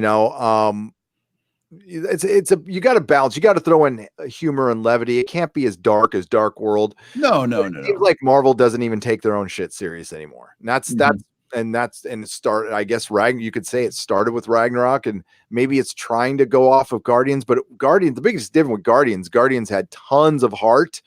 And Peter Quill was a cool character. Now we'll see what happens in Guardians 3. My bet is he's freaking Ant-Man all over again. Well, I think that's the in a weird sort of way they're kind of cucking him against Thor, because it's like, now that you have Thor supposed to be in Guardians 3, he's gonna be playing second fiddle to him, and that's the thing I think it's gonna suck with Thor. I mean, with Thor being there. Yeah. But I'll be over the MCU by then. That'll be 2 years, and maybe it won't happen. Maybe it'll be dead. Listen, I don't know if there'll be a phase 6. I think there'll be a phase 5. I think there will too. But I mean, currently the thing that kind of sucks about phase 4 is that minus like a handful of things, there's like nothing I'm interested in seeing. There's absolutely nothing I'm interested in. I think Shang-Chi is like the only thing I'm kind of interested in seeing. I don't give two shits about the Eternals. The Black Widow movie has been ruined for me. I mean, that movie honestly should have, come out in phase 2 or 3. Yep. Honestly, it should have come out in phase 2. I'm iffy on the Doctor Strange movie. I'm even more iffy on it, hearing about the whole thing with him being teamed up with Scarlet Witch, and I have no interest in the female Thor movie. I might see it just to see how much of a fucking train wreck it is, but I'm not going to see it opening night. And Blade, I want to like it. I do. It's going to be woke as hell. Yeah, they got the perfect actor for it, but and no, there's none of the TV shows, like zero. What if the interest in that got killed for me because they're going to do Haley Atwell's Captain America. Yeah. So yeah, no, I'm not interested in anything from Disney Plus at all. I mean, I'll get it to cover it, but an Obi-Wan prequel, considering what we've gotten from Disney. If I was not running the channel, I would not get Disney Plus. I wouldn't. I don't like Disney's back catalog. I've said this before. I'm not a fan. I don't like animated movies with animals singing. I like them beating the crap out of each other. I'm a Warner Brothers cartoon kid, so I like them, smart assing and beating the shit out of each other. Yeah, absolutely. Nicholas Horton for £2. Happy birthday, Gary. Well, thank you, Nicholas. I appreciate it. It's good to see you. Chief Cook for $1.99. Gary, the Mystic 107 on YouTube about Enterprise 8. Okay, I will check that out. I'm not really big on checking things out during the show. So I'll note it down and look at it afterwards. But I can't. I'll do it once in a while, but I'm not big on it. He puts YouTube. Thank you for the super chat, Chief. But that was a cool looking Enterprise. Sexual harassment panda for £5 from the overindulged from one overindulger to another. Don't spend this on a birthday bender. LOL. Happy birthday, my friend. Well, thank you, sexual harassment panda. Yes, from a recovering overindulger. That's one way to put it. Yes. Friend to Bill. Where's my little book? Sexual harassment Panda. Yeah. So yeah, I've got my 12 steps and 12 tradition book right here. Always by my side. Jamie Davies for $5. Happy birthday, Gary. Also happens to be my 1-year anniversary of subscribing to your channel. Wow, cool. Awesome. Brilliant. Question. Which actor would do Snowflame justice? Oh. I think it's okay. It's Javier. I think I didn't know his last name. Javier Bardem. Javier Bardem would be a great Snowflame. He's married to Penelope Cruz. That is your Snowflame. You give him white hair, and that is freaking Snowflame, where cocaine is his god, and he is the instrument of his will. He was supposed to be in Bride of Frankenstein. God, they still have that on from the Monsters universe. They still have that on IMDb as announced. But he's going to be in Dune. So, yeah, that's Snowflame. Right? Is it going to be woke Dune? Probably. I mean, yeah. Yeah. I mean, I just assume everything is these days. I'm surprised when it's not. So, like when Aquaman came out and it wasn't woke, I'm all, shit.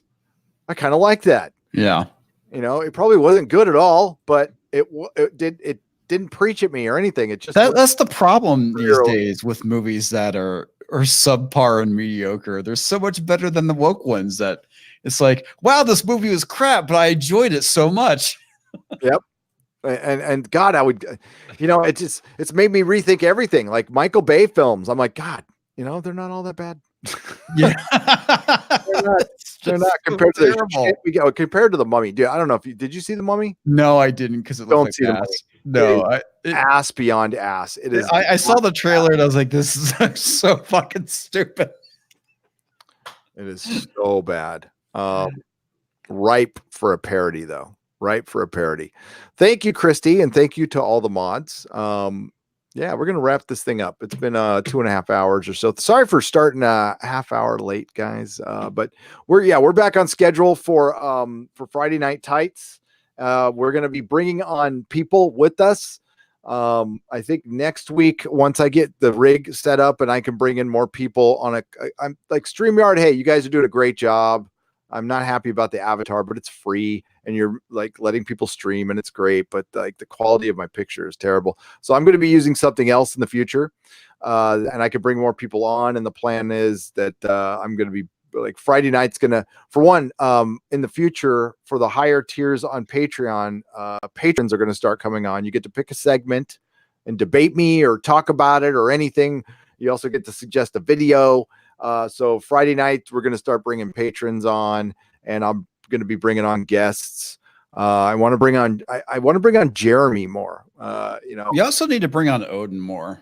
Yes, that's another Odin is awesome. There's going to be lots of geeks and gamers people coming in on this show, and they're always welcome, by the way. You know, Josiah, and we got to get Jesse on. I still need to get Jeff on. So we're going to start rotating some guests in here for Friday night. It's kind of late for some of the East Coast people, but I know most of those people stay up till 3 in the damn morning. So I see you live streaming out there till 3 in the morning, Jesse Milestone. So we're going to start rotating guests, and it's going to be fun. And you know, this is going to still be kind of the fun focus show. I know it wasn't probably tonight, but you know, I definitely want to get it more into what I'm into and what I used to be into. I don't know. But yeah.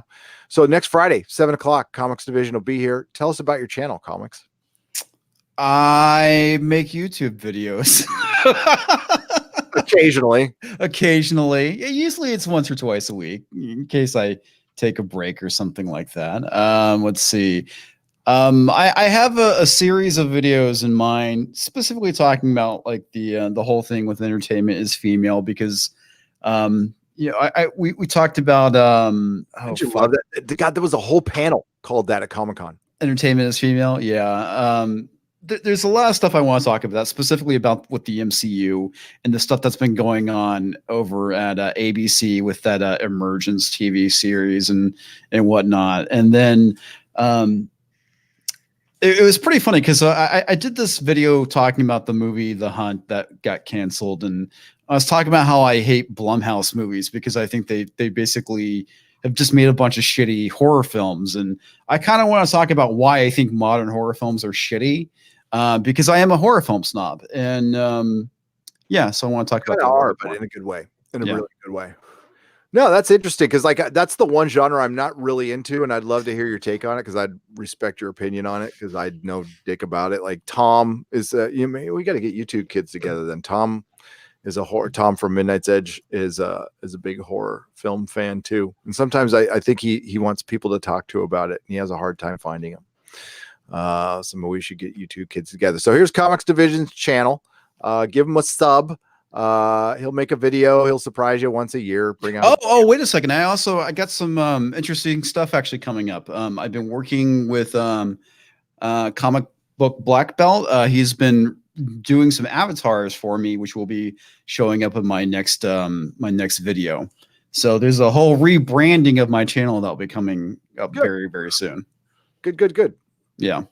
That is exciting. So I have a Patreon, which I just fixed the tiers on. By the way, they're unusually priced because I can't price them the same as other ones that are retired. So there's 2 tiers that are old and retired on there now, and they've been sold out for quite some time. But the new tiers are based on, you get commentaries on Doctor Who, and starting next week, you're going to get a daily live stream in the morning. And some other stuff that's going to be pretty fun. And again, on the higher tiers, you guys can join the show. A couple of you have reached out to me wanting, especially Svi Lebetkin. You do not need to sponsor me, my friend. You just tell me what comic book you're doing and I will plug it. You have supported the channel for a long time now, and thank you for the offer. But like seriously, dude, like just tell me what comic you want me to pump. Also, before I go, Mike S. Miller is a friend of mine, and he's got Lone Star Comic .com. Here, I wanted to show that. I promised him I'd show off this website. So he created Lone Star. He used to do art for Game of Thrones and stuff. Oh, why does it go to Indiegogo? Damn it. Yeah, Mike S. Miller. He was a regular over at Alamo City Comic Con. Yep. I don't know if he's going to be coming this year because there's like nothing on their website. So I have no idea if the new shit is going to be happening this year. Yeah, I don't know. But Mike and I need to do a live stream. I met Mike at Comic-Con. He's a nice guy, and his kid just had a campaign. And well, here's one of the books he did, a crossover, and I just want to give him some love. Mike's a good guy. Great artist, by the way. And he's worked on, the Game of Thrones books and Dunk and Egg books. He gave me some art, which was bitching. So yeah. So if people want me to plug a comic or something like that, I'll try. I've got to read it. Let me know. Now, I'm not against sponsorships. As a matter of fact, I'm in talks with somebody right now to possibly do one. But the only requirement is like, you got to pay me, no clicky weird stuff. And I'm going to say whatever I want and in that video, and I will choose the video it's in. And that's it. I mean, and that's generally why I don't get them very much, because I'm pretty picky about that shit. But you should be, man. You should be. But there's exciting things happening. It's really going to be crazy towards the end of the year. But my next live stream will be probably tomorrow night on Nerdrotic Live. I'm going to be covering some alien stuff, going to be doing some UFO stuff. So join me then. That's late at night, though, because it's date night. So it'll be after date night. And then Sunday morning, I'll be doing another birthday live stream at 10:30 a.m. Pacific time. And then, of course, the Inquisition on Doomcock's channel at 6 p.m. Pacific time. So I'll be doing 2 live streams on Sunday. Eric K says, happy birthday. Will not make it to San Jose. Busy weekend. Hope you have a great time, though. See you in Santa Cruz for coffee. That we can do. And honestly, I don't know if I'm going to make Silicon Valley tomorrow. Tomorrow's the only day I was planning on going. I am so behind. I probably shouldn't go. I wanted to go see the Terminator panel, but especially when I got passes. But dude, yeah, that's good. That's an all day thing, and I've got way too much work to do. So, Fandom Menace is why I stay up till 3 p.m. Love you, Mega Jet. 3 p.m. You mean 3 a.m. Mega Jet? Or maybe 3 p.m. Maybe your schedule's crazy like mine. And thank you, Mega Jetty. And Jason Smoot for $2. Yes, sir. Bring others. Yes, we will bring more people on for sure. I love bringing guests on. Chris Persia for Canadian $5. Have a cup of coffee from Pete's tomorrow on me. I will. God, I take one right now, and I don't care how late it is. Thank you for the Canadian $5, my friend. Chris Persia, you are brilliant, by the way, and a very loyal moderator and friend and patron. Thank you so much. And thank you everybody for the support. Fat Gandalf, one of my favorite names, for $14.99. By the way, there's a Lord of the Rings tier. That's the highest tier. It's one tier to rule them all. That's awesome. I call them one tier to rule them all. And I'm gonna be getting like into Lord of the Rings lore, and we are just gonna geek out about Lord of the Rings on the Patreon channel because I love doing it. And also you get access to the audio theater. So you'll have access to my website. You will have access to my audio my audio book drama collection, which is extensive. I have a bunch of Big Finish, a bunch of BBC for radio dramas, a bunch of old time radio dramas. I'm really into them. And I'm going to share them with you as a patron. So, Loquacious Primate for $5. Oh, wait, I forgot to say, welcome to 50, Gary. Only 61 more till you're 111th.